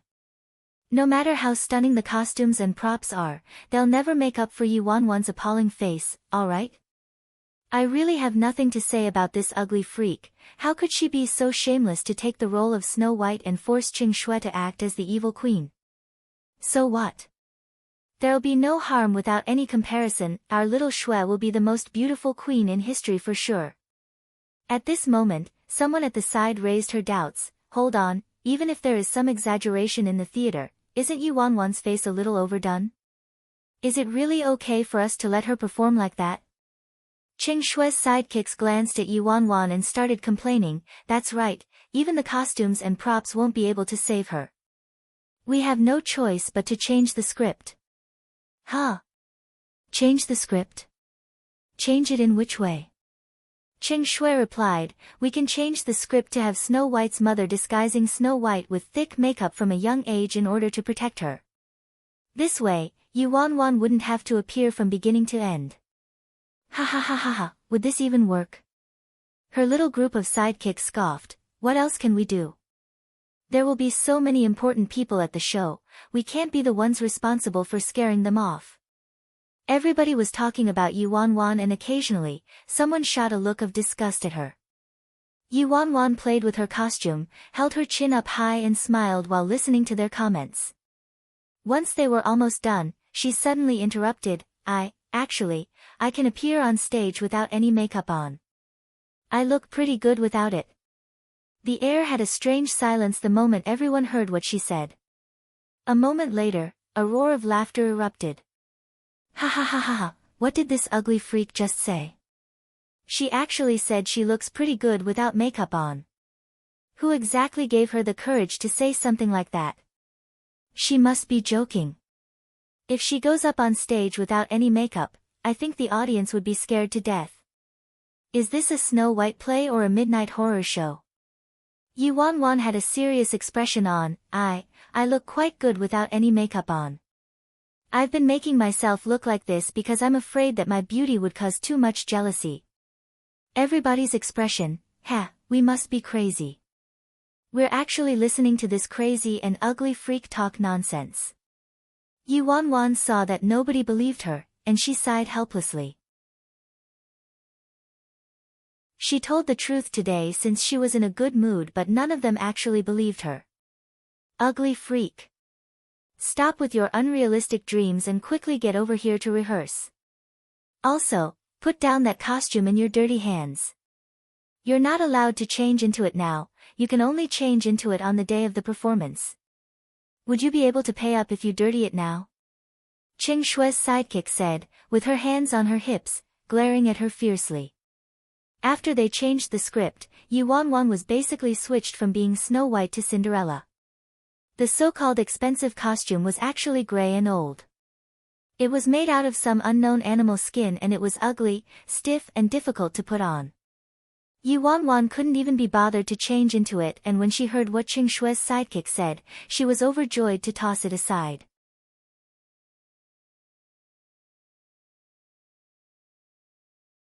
Chapter 186, That Unnerving Stare. Qing Shue was already dressed in the queen's costume. Her makeup and costume made her small face seem even more delicate and beautiful. Other than the fangirls waiting for Xia by the side, there was also a big group of boys supporting the beauty queen, Qing Shue. At this moment, they all crowded around her like a myriad of stars surrounding the moon, praising her and taking photos of her. Qing Shue wasn't interested at all in these boys who were attempting to win her over. Instead, she kept looking in the direction of the entrance. When the person she'd been waiting for finally appeared, Qing Shue's eyes lit up instantly as she lifted her skirt up and walked over. Xia. You're here. She blushed a little and looked at him with a look of expectation. However, Xia didn't even glance at her dress that had aroused the attention of plenty of boys. His gaze scanned over everyone and landed straight on the girl behind the crowd, Yuan. Qing Shue followed Xia's gaze and looked towards Yuan. She gritted her teeth in anger. What's so good about that ugly freak that she deserves such special treatment from him? Xia, do I look good in this costume? Qing Shue tugged at his arm and twirled, trying to get his attention. But Xia didn't react. Qing Shue's face stiffened. Xia, what are you looking at?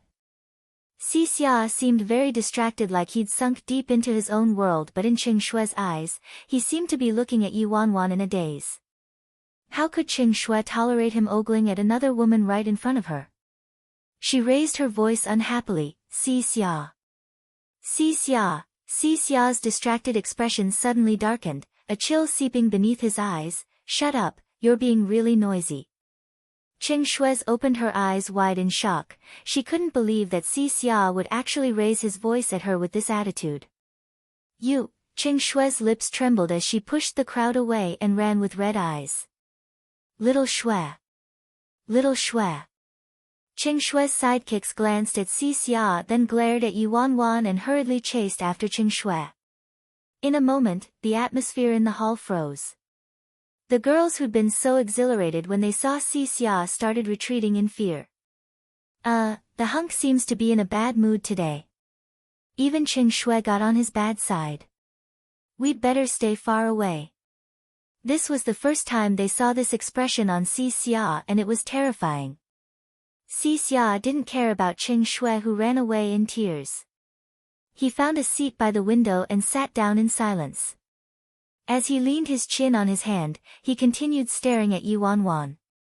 As for Yuan, who was being stared at, she gritted her teeth and really wanted to charge over to that guy to pounce on him again. What's this little devil looking at? Is he trying to make me out to be some flower? I really didn't expect that after last night. Not only is he not stopping, he's even reached a whole new level. In the midst of the awkward atmosphere, everybody finally managed to coax Qing Shui back to rehearsal after a very long time. Until rehearsal started, Xia's eyes stayed on Yuan the whole time without even blinking.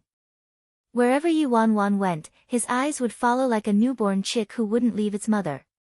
The way he looked at her was extremely obvious, only those who were blind wouldn't notice, but because of Xia's terrifying rage just now, nobody dared to make a sound. They could only criticize him in their hearts. What exactly happened to you, hunk? Were you cursed by Yuan?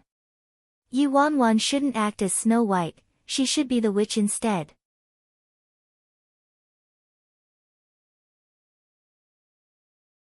Chapter 187, Implicated. Even when she's lying in the coffin, the rehearsal ended with a weird atmosphere. Aside from staring at her, Xia didn't do anything else, so Yuan didn't have a good excuse to flare up at him. Yuan finally got to the end of rehearsal, and just as she was about to run off, Xia fainted onto the ground without any warning, right after they rehearsed the final kissing scene. Xia, ah! God! Xia has fainted. Someone get help. There were repeated screams and shouts. It was total chaos as everyone started crowding around Xia. Yuan was dumbfounded and felt terribly guilty. What's up with this guy now? Yuan laid in the crystal coffin and glanced at Xia through the gaps in the crowd. She saw that he was pale, curled up on the floor in pain, and his breathing became quicker. Yuan was stunned. It doesn't seem like he's faking it. Oh my god. What happened to Xia? He was fine just now, why is he like that all of a sudden? Xia's having an asthma attack. Qing Shui said anxiously. Xia has asthma. Hurry, check whether he has any medication on him. I checked it already, there isn't any. He hasn't had an attack for quite some time already, why did it have to happen now? Damn it. Do you need to ask?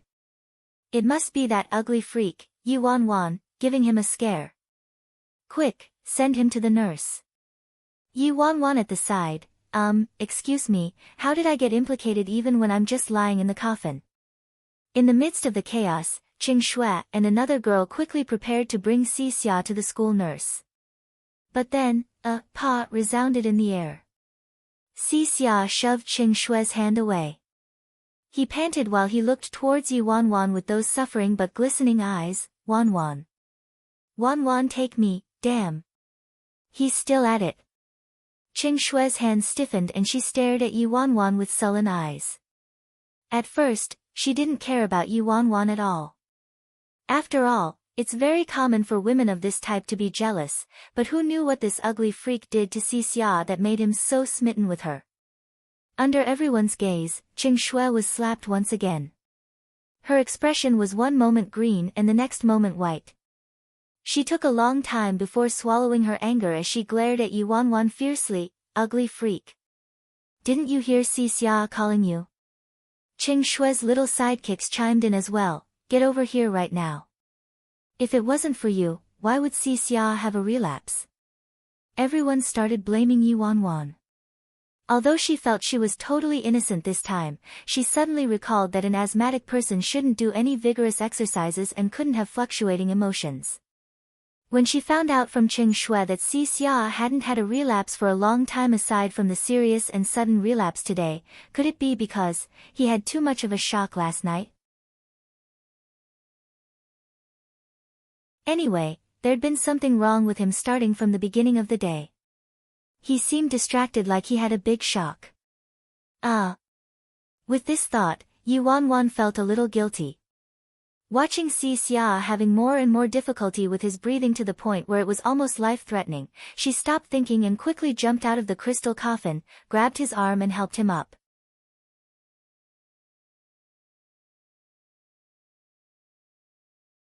Chapter 188. She's not an ugly freak. After he was helped up by Yuan, he stuck to her, putting all his weight on her shoulders with his rapid breaths blowing on her neck.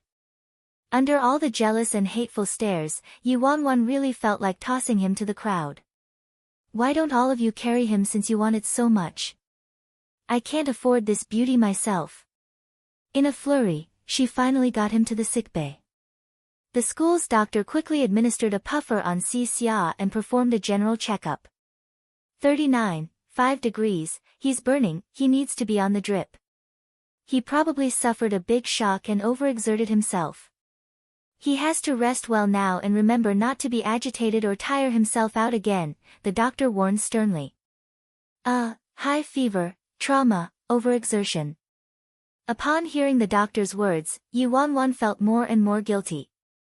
He wasn't faking it, he really was sick. Traumatized. How long did this guy stay by the lake last night? At the school's clinic, Qing Shui and her clique were there waiting. There was also a large group of girls standing outside. Seeing how weak and frail Si Xia was, a group of young girls were all crying, their hearts aching for him. The school doctor had a headache from all the noise as he glared at them. He only has a fever and an asthma attack. Do you guys have to act as if someone died? Don't crowd around here, it's very stuffy with so many of you here and you could affect the patients. All of you, leave. Only one person can stay behind. After hearing what the school doctor said, Qing Shui looked at Si Xia eagerly. The other girls didn't seem keen on leaving either. As for Yuan, she dragged this guy all the way here and her arms were on the verge of breaking. After making sure that he was in stable condition, she was ready to leave stealthily. It was obvious that this wasn't a place she should stay for long. But who would have guessed that just as she stepped away, someone squeezed her wrist. The second she lowered her head, she saw a pale, almost transparent hand grabbing the corner of her top. On the narrow bed, Si Xia looked at her like he was being abandoned and protested, "Where are you going?" Yuan, damn. That's enough, stop acting. Si Xia continued tugging onto Yuan's sleeves as he turned to the other girls and ordered with an unwelcoming tone, "All of you, get out." Why's he like that? Why Yuan, the ugly freak again? Annoying. All the girls stomped their feet in anger, but since the hunk had spoken, they could only leave grudgingly, complaining all the while. Qing Shui was shaking in anger by the bedside, completely enraged with fury. Finally, she couldn't hold it in any longer as she turned to Si Xia and asked, enunciating each word carefully, "Si Xia. Do you know what you're doing? Don't tell me you've really fallen for this ugly freak." A bitterness appeared from beneath Si Xia's eyes. "Take back what you just said." Qing Shui was stunned. "Take back what I just said? Does this mean Si Xia is in love with Yuan? It's impossible. How could Si Xia fall for Yuan? He must be hiding something." Just as she had that thought, she heard Si Xia speaking, enunciating each word carefully to her, "She's not an ugly freak." Qing Shui was on the verge of spewing blood out. "Si Xia. I think you've really lost your mind. Yuan, don't celebrate too early." Qing Shui shoved Yuan aside and ran away. Yuan wanted to chase after her, but since her sleeve was being tugged at, she could only stretch her hand out in despair. "Don't leave me alone here, babe."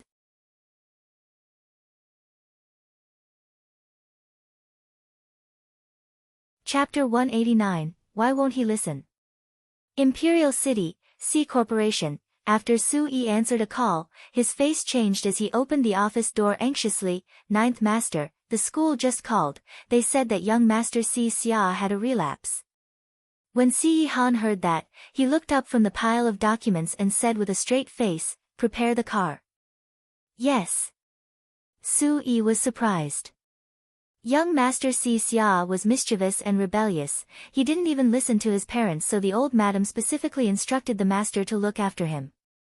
If anything happened to him, Master was responsible, or else he might raise the old madam's suspicions again. At Qinghe, only the principal and a handful of top management knew about Xixia's identity.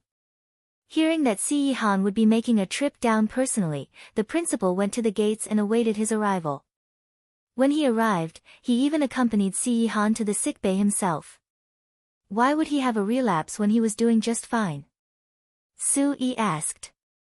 The principal wiped his sweat, afraid that he'd be blamed for not taking proper care of Xixia, and replied hastily, This was, because he had a little fright during the rehearsal. Had a little fright?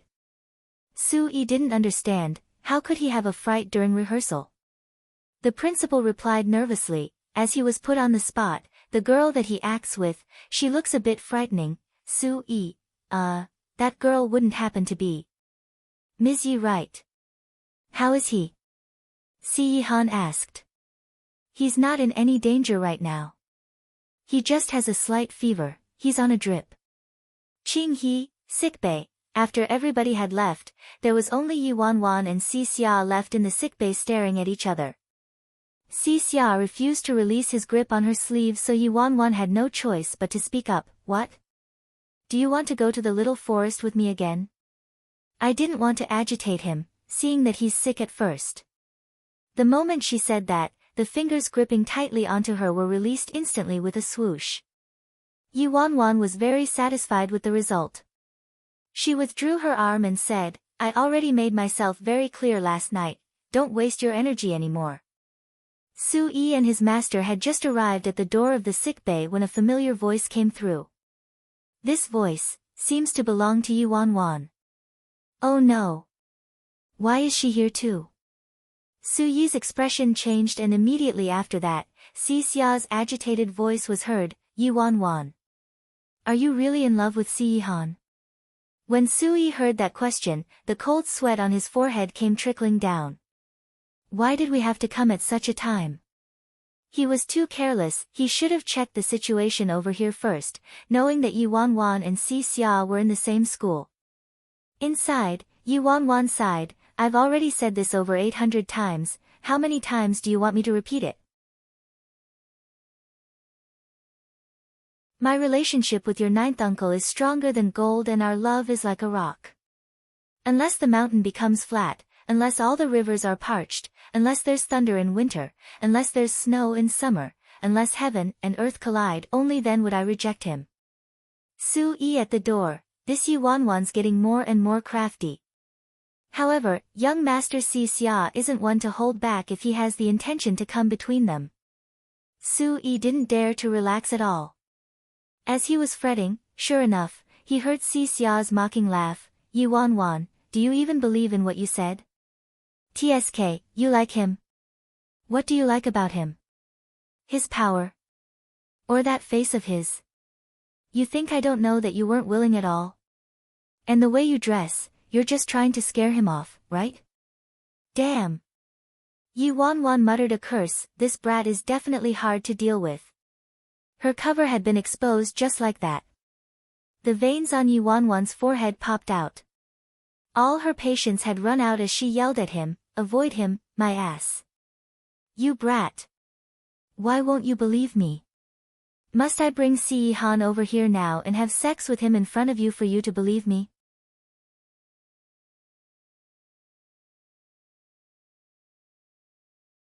Chapter 190, Can't satisfy your request.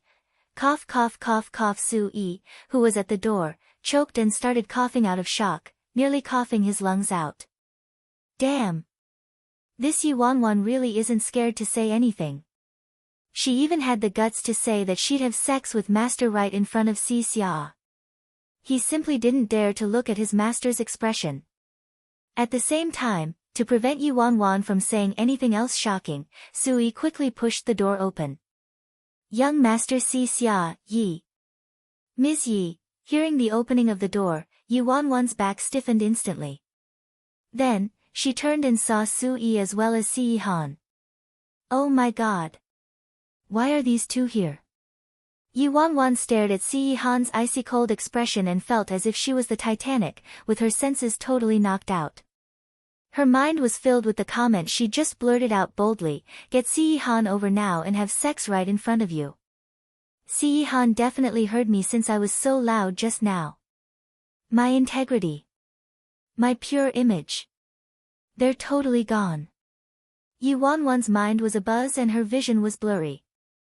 After a very long time, she managed to regain her senses from the shock and stammered nervously, Han, why are you here? Are you here to see Xia? He, just. I was teasing this kid just now, don't take it seriously. I really don't have that kind of dirty intention. Han remained quiet but looked at her rather subtly. Being silently stared at by Han's cold and intense eyes without knowing what was on his mind made her hair stand on end. Just as she was about to charge to the temple to confess her sins and become a nun, his thin lips finally opened slightly and said, "Xiaxia's still a kid." Yi Wanwan didn't understand, huh? So what about it? She totally didn't get what Han's sudden and random comment meant. Han lowered his gaze, adjusted his collar, then looked at her and replied lightly, "So, I can't satisfy your request at the moment." Yi Wanwan. Pfffff. Yi Wanwan nearly spewed out blood on the spot.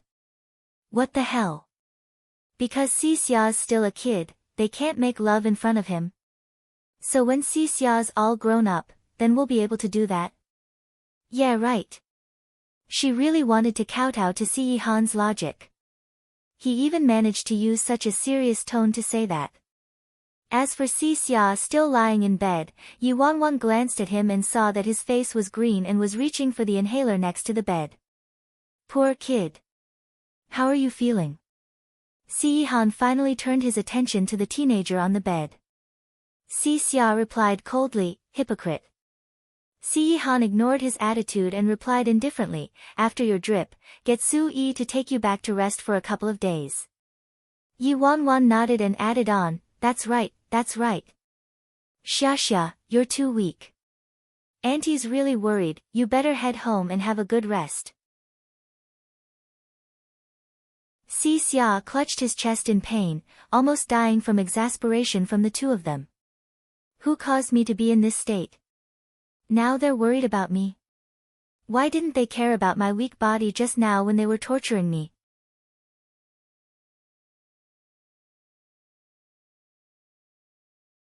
Chapter 191, Perform the Way You Are. At the same time, in the girls' dormitory, Cheng Shui's dressing table was a complete mess. There were broken mirror shards and expensive skincare products all over the floor. The other three girls in the dormitory were trembling and hiding in the corner. Nobody dared to go close to her. The three of them pushed each other in fright, and after Cheng Shui was done thrashing everything around her, one of the girls with short hair slowly walked towards her. "Little Shui, don't be mad anymore. That ugly girl, Yi Wanwan, is shameless and scheming." Xia was definitely taken in by her flowery speech. "Actually, I have a suggestion that will reveal the true colors of that ugly freak for sure." Cheng Shui looked over at her in annoyance. All the other girls pressed her, "What suggestion? Hurry, tell us." The girl with short hair spoke mysteriously, "Do you guys know what Yi Wanwan's most afraid of?" "What is it?" The two of them didn't know, and Cheng Shui also seemed to be racking her brains for the answer. The girl with short hair replied excitedly, "It's obviously removing her makeup. After being in the same class for so long, has any one of you seen her without any makeup?" The two girls turned to look at each other as the taller and larger girl shook her head, "Oh, we really haven't. But we can't be sure about this, right? Why would that ugly freak reveal her real face? She barely managed to conceal that terrifying face of hers with her thick makeup." The other sharp-chinned girl said mockingly, "That ugly freak thought that since nobody's seen how she really looks like, she could shamelessly declare how pretty she really looks and say that she put on this makeup just to prevent people from getting jealous. I really have no idea where she got the guts to say stuff like that. Probably because everybody's as dumb as her." Also, there were rumors saying that not only was she born ugly, she probably got failed plastic surgery, so she had no choice but to doll herself up like a ghost. Yeah, right. Failed plastic surgery. For real. Whether it's real or not, we'll find out once we see for ourselves, right? The girl with short hair said with a sinister smile. The two girls didn't understand. Huh? How do we find out? The short-haired girl smiled mysteriously and walked towards Qing Shui to whisper something in her ear. Qing Shui's cold and gloomy eyes gradually brightened up as she glanced at the short-haired girl like she was very satisfied with her suggestion. This idea isn't bad, we'll carry it out according to your plan, then. In the blink of an eye, it was finally the day of the performance. The whole school was spick and span. There were banners welcoming the leaders of the school everywhere, and the big hall was decorated with lights and streamers. After Si Han arrived at the school, Si Xia was brought home to nurse his illness and had only returned to school the day before the performance.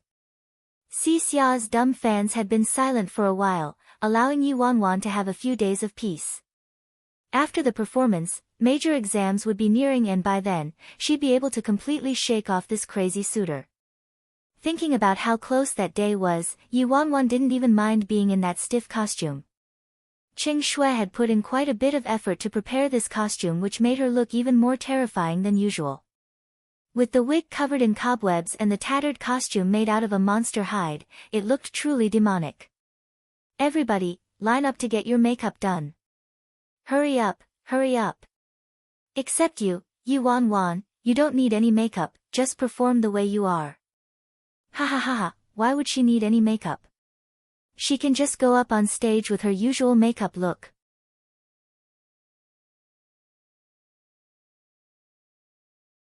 Chapter 192, An outstanding performance. Thus, Yi Wanwan's makeup was as per usual. Paired with her wig and costume, the effect was outstanding. As for the separate makeup room backstage, 3 girls were busy going in circles around Qing Shui, getting her styled and ready. Wow! Little Shui, you look breathtaking today. She's stunning every single day, alright? Our little Shui has been the beauty queen of the school for 3 consecutive years.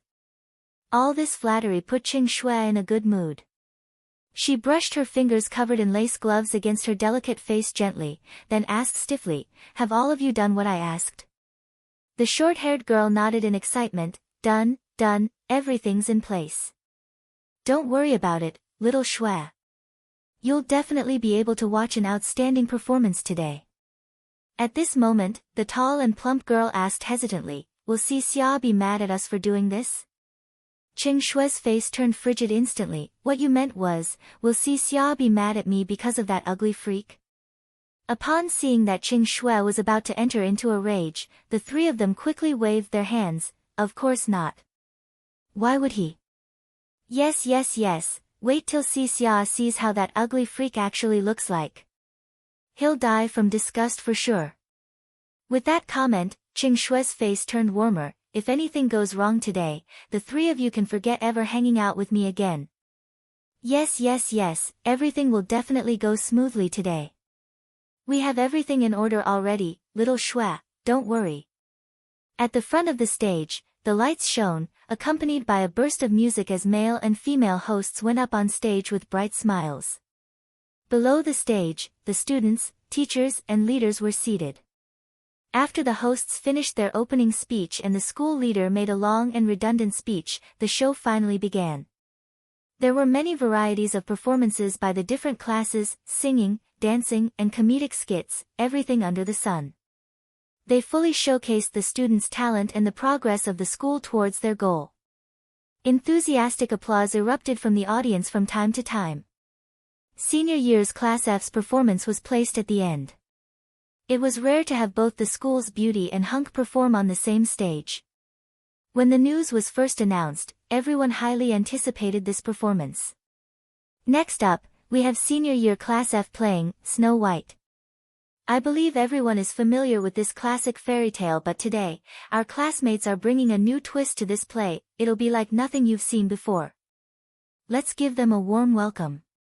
Hua la la, the loudest applause for the night resounded from the audience. Initially, the class thought that the audience would be sleepy from the long wait, but they were all suddenly energized by the thunderous applause. The teenagers raised their phones to take photos and cheered endlessly. Si xia. Si xia. Si xia. Oh. My dream boy is finally about to appear. Qing shui. Qing shui. Do your best, goddess. During the applause and shouts, the curtains on stage slowly rose and Qing shui stood gracefully in front of a mirror in a gorgeous red, European, medieval-style dress with a queen's crown on her head. The beauty's so gorgeous today. She's definitely the prettiest queen in history. Why isn't the goddess playing Snow White? This doesn't make sense. Snow White's supposed to be more beautiful than the queen. Since Qing Shui's acting as the queen, who's going to be Snow White? Don't you know? Yi Wanwan is Snow White. What? Yi Wanwan? Are you kidding me? Isn't she the ugliest girl in Qinghe?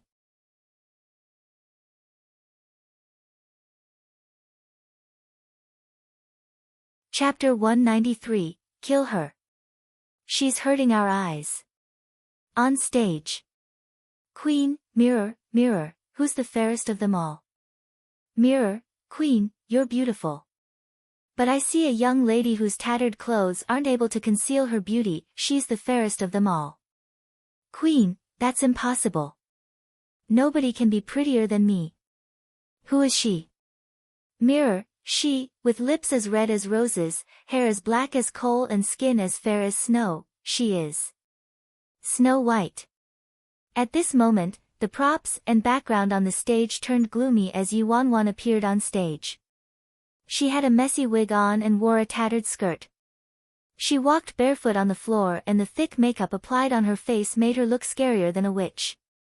Ha ha ha ha, is this really Snow White? This is absolutely one of the ugliest Snow Whites in history. No wonder the hosts said there's a twist, they're really creative. How is this creative? This is totally because the ugly freak didn't want to let go of the role of Snow White, so everybody had no choice but to change the script. When Snow White appeared, the school leaders sitting in the front row were taken aback as well. It was only after they heard the narrator explain that in order to protect Snow White, her mother forced her to doll up this way from childhood that they started nodding, so that's the reason why. During the chance encounter between the prince and the ugly princess, the prince was moved by the princess' kindness and fell deeply in love with her, despite her atrocious look. The performers thought about it long and hard and finally came up with a proper ending which was not bad. The teachers and leaders looked very satisfied and kept singing praises. The moment the hunter appeared on stage, the audience started roaring, "Kill her quickly, kill her, she's hurting our eyes," and, "Let the prince and queen be together happily." As for the moment Snow White was poisoned by the witch with a poison apple, everyone in the audience cheered. Judging by the audience's reaction, the play was totally recreated. Finally, the highly anticipated prince appeared.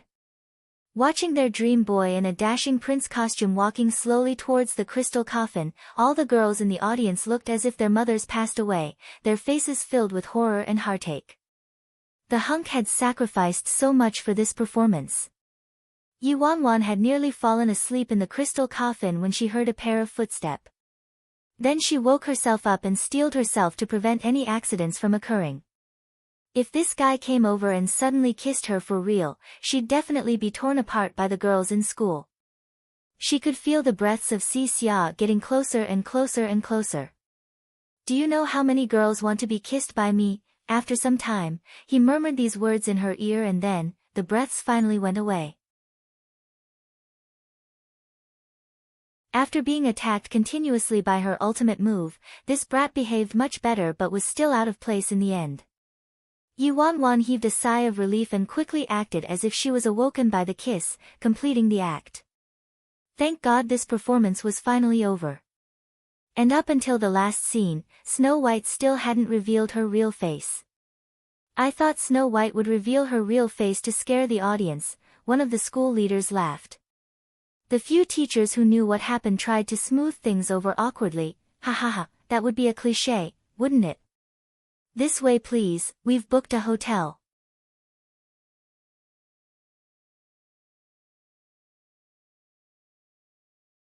Chapter 194, The True Image of Snow White. The performance went considerably well. All the teachers and school leaders sighed in relief that the leaders were satisfied. Next up was obviously a feast for dinner. The students also left the stage, one after another. As Class F was the last to perform, Yi Wanwan and a few other students were tidying up the props on stage. They're gone, they're gone. The teachers and leaders are all gone. The tall and plump girl was panting as she informed Qing Shui and the others backstage. Their scripts had been strictly vetted by the teacher, and since many teachers and leaders were around before, they couldn't do anything, but things were different now. Qing Shui signaled the short-haired girl, and the girl gave a knowing smile, then immediately took the microphone and walked to the stage. Everybody, please don't leave yet. There's still the post-credits scene. The girl's abrupt voice resounded throughout the big hall, attracting quite a bit of attention from the audience about to leave. Post-credits scene? What post-credits scene? Yi Wanwan, who was packing up the props on stage, turned to look at the girl speaking. The girl was the host and also one of Qing Shui's sidekicks. Hearing this, the students about to leave the hall turned towards the stage in curiosity. Post-credits scene? What post-credits scene? I don't know. We're not watching a movie, why would there be a post-credits scene? The short-haired girl turned to Yi Wanwan with a fake smile. Does everybody want to find out how Snow White really looks like? The crowd didn't understand. How Snow White really looks like? What does she mean? Is she referring to Yi Wanwan? Hearing this, Yi Wanwan frowned. She knew that after what had happened with Si Xia, Qing Shui wouldn't let it go so easily. But her school pranks were childish, like pouring water over her, and giving her dead rats and isolating her. She didn't care about these pranks and didn't intend on wasting her energy on these kids. As for today, the one whom she had her guard up against was Si Xia. Now that the performance ended, she was completely relaxed. However, the moment the short-haired girl finished speaking, a big pail of water came splashing down onto the unguarded Yi Wanwan who was on stage. In an instant, Yi Wanwan was soaked through like a drenched chicken. Ha ha ha ha ha, this is hilarious. So this is the post-credits scene. The audience cheered crazily. Yi Wanwan stood rooted to the ground. Her face turned black instantly. It's not over. How many times do they want to use the same prank? The short-haired girl asked happily. Quiet, quiet.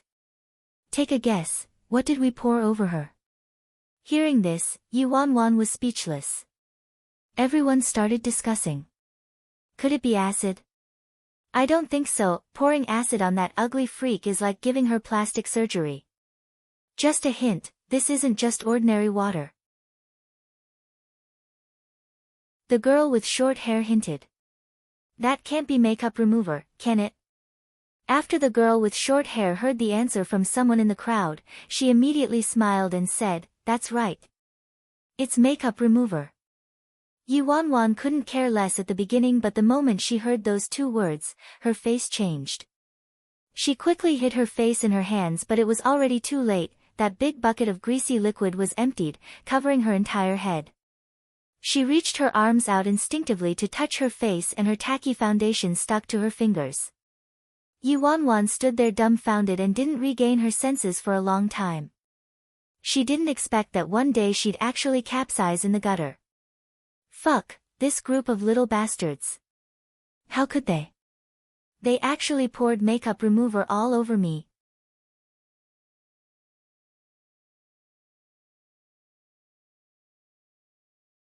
Chapter 195, The Definition of a Beauty, That's Way Too Creative. Ha ha ha ha, it's killing me. Quick, quick, everybody, take out your phones and take pictures. We've never seen how this ugly freak actually looks like. Come over everybody. Look at how beautiful Snow White actually is. Haha. Some girls suddenly obtained water hoses and started to spray water onto Yi Wanwan's face. The crazy peals of laughter and gleeful screams went through the roof. Not far off, Jiang Yan was pushed to the back by the crazy crowd and couldn't pass through. She could only stand there and watch, on the verge of crying.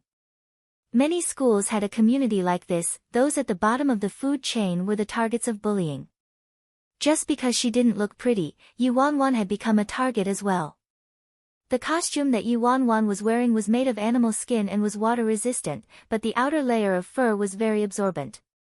At this moment, it was as if a heavy piece of metal was stuck to her body. The soaked wig was also stuck onto the melting makeup on her face, making her look extremely horrific. And the sorrier she looked, the louder those people laughed. Soon, the hall was filled with people. The performance had already ended, but their party had just begun. Yu Wanwan stood in the middle of the stage, streams of water gushing at her in all directions. No matter where she turned, streams of water followed. Ugly freak. Stop hiding. What are you hiding? Didn't you say that you're as beautiful as an angel? Let's have everyone take a look then. The ugliest girl in Qing He's history is about to reveal her real face. Don't miss out, everyone. At this moment, Qing Shui stood silently by the side in her gorgeous gown and delicate makeup, admiring as Yu Wanwan's face got fouled up by her wig. She admired how she was like a little clown providing amusement on stage. TSK, just a lowly, dirty, and ugly worm. And she actually dared to steal my man away from me? Yu Wanwan narrowed her eyes dangerously, slowly clenching her fists, and finally, her fury rose from these brats' bullying and humiliation. In the end, she didn't move, nor did she keep hiding. She slowly lowered her arms that she'd used to block the streams of water. In the next second, her fingers were on her collar as she slowly unfastened the buttons of the costume, one by one. Woo! Come look at her, everyone. The ugly freak is actually stripping right in front of everybody.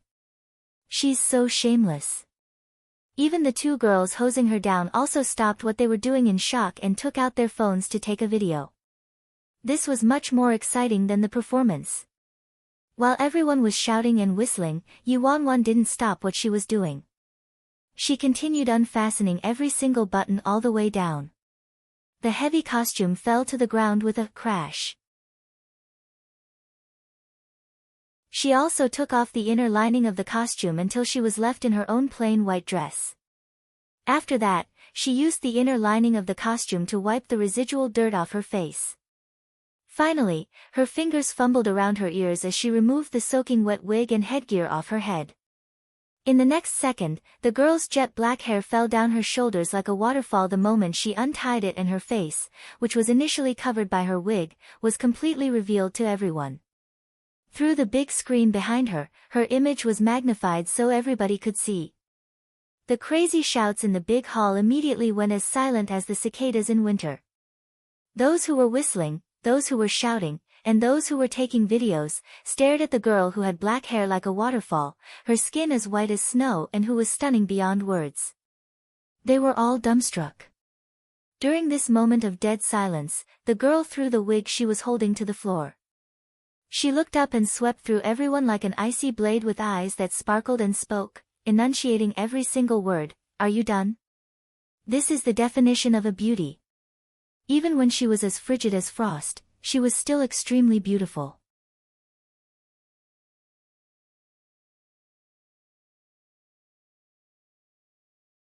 Chapter 196, Satisfied with what you saw. Under the gaze of all those people, she took off her tattered and heavy costume, removed her wig and washed away the thick makeup and dirt off her face. In a moment, it was as if a dusty pearl saw the light again, and it was so dazzling that it almost blinded their eyes. Her arrogant and fierce gaze was akin to a fiery blaze, burning down her disguise to practically nothing. Her magnificence blossomed in an instant. When Si Xia received the news and rushed over, he saw this scene and stood there, dumbfounded. The people who had mocked her and watched the show were now stunned with disbelief. The only one who was calm, probably the only one who knew the truth, was Ling Dong. After some time, a sudden clang interrupted the silence in the big hall. Someone had accidentally knocked over a prop. Only then did everyone regain their senses. The whole hall was filled with alarming cries and discussion. Damn. She's gorgeous. She's stunning, all right. She's extremely beautiful. What's going on here? That's Yu Wanwan. That's impossible. I must be dreaming. How could that ugly freak, Yu Wanwan, be so beautiful? Touch my heart, it's beating so quickly, I feel like I'm in love. This is the goddess of my dreams. Oh my god. This was the ugliest girl in Qinghe, you say? This must be a trick you guys put on us juniors. This big sister is so alluring. Hey, little brat, you haven't even grown facial hair yet and you're already trying to fight with us over your senior. First come, first serve, understand? In the middle of the stage, Yi Wanwan looked at everybody, even rowdier than before, and she furrowed her brows. Especially the boys who had mocked and ridiculed her just a second ago, but who were now calling her a goddess. Her original plan was to persist until graduation, but with that one prank spoiling everything, it was all over after holding on for so long. Just one suitor could almost take away half a life. With such a big group, she didn't have enough lives for everyone. Yi Wanwan's head was buzzing when she noticed Jiang Yanran standing in the crowd. Jiang Yanran seemed to be pushed by the shoving crowd as she fell to the ground in pain. Everyone's attention was on her, there were even people squeezing up to the front to get a closer look. It was total chaos and nobody noticed Jiang Yanran at all. Seeing that the crowd was still pushing and shoving, Yi Wanwan quickly went down the stage. When the shoving crowd saw Yi Wanwan walking over, they were all extremely excited and automatically parted to create an opening for her, like a tide. Where's the goddess going? I don't know. Is she going to find Xia? Xia watched as Yi Wanwan walked towards him and his pupils constricted. However, everybody saw that Yi Wanwan passed Xia and walked over to Jiang Yanran and said, "Sprained your ankle?" Jiang Yanran shook her head in shock. She never expected that Yi Wanwan would take notice of her even in such a situation. I'm fine, Yi Wanwan frowned and helped her up. I'll bring you to the sickbay. Oh, the goddess actually went to find Jiang Yanran. The gossipy crowd was instantly disappointed, but everyone's eyes couldn't bear to leave her. Yi Wanwan was about to leave but seemed to have recalled something and paused, then looked towards Qing Shui, curled her lips and said, "Great goddess Cheng, this was what you wanted, right? Are you satisfied with what you saw?" With that, Yi Wanwan took Jiang Yanran and left leisurely. You're tuning in to the Blissful Bookshelf YouTube channel. We're so grateful for your support and don't forget to subscribe to join us on this incredible journey through captivating stories. Your generosity through donations truly makes a world of difference, as it's the primary source of revenue that allows me to expand and enhance this channel for you. Thank you from the bottom of my heart for being a part of this adventure.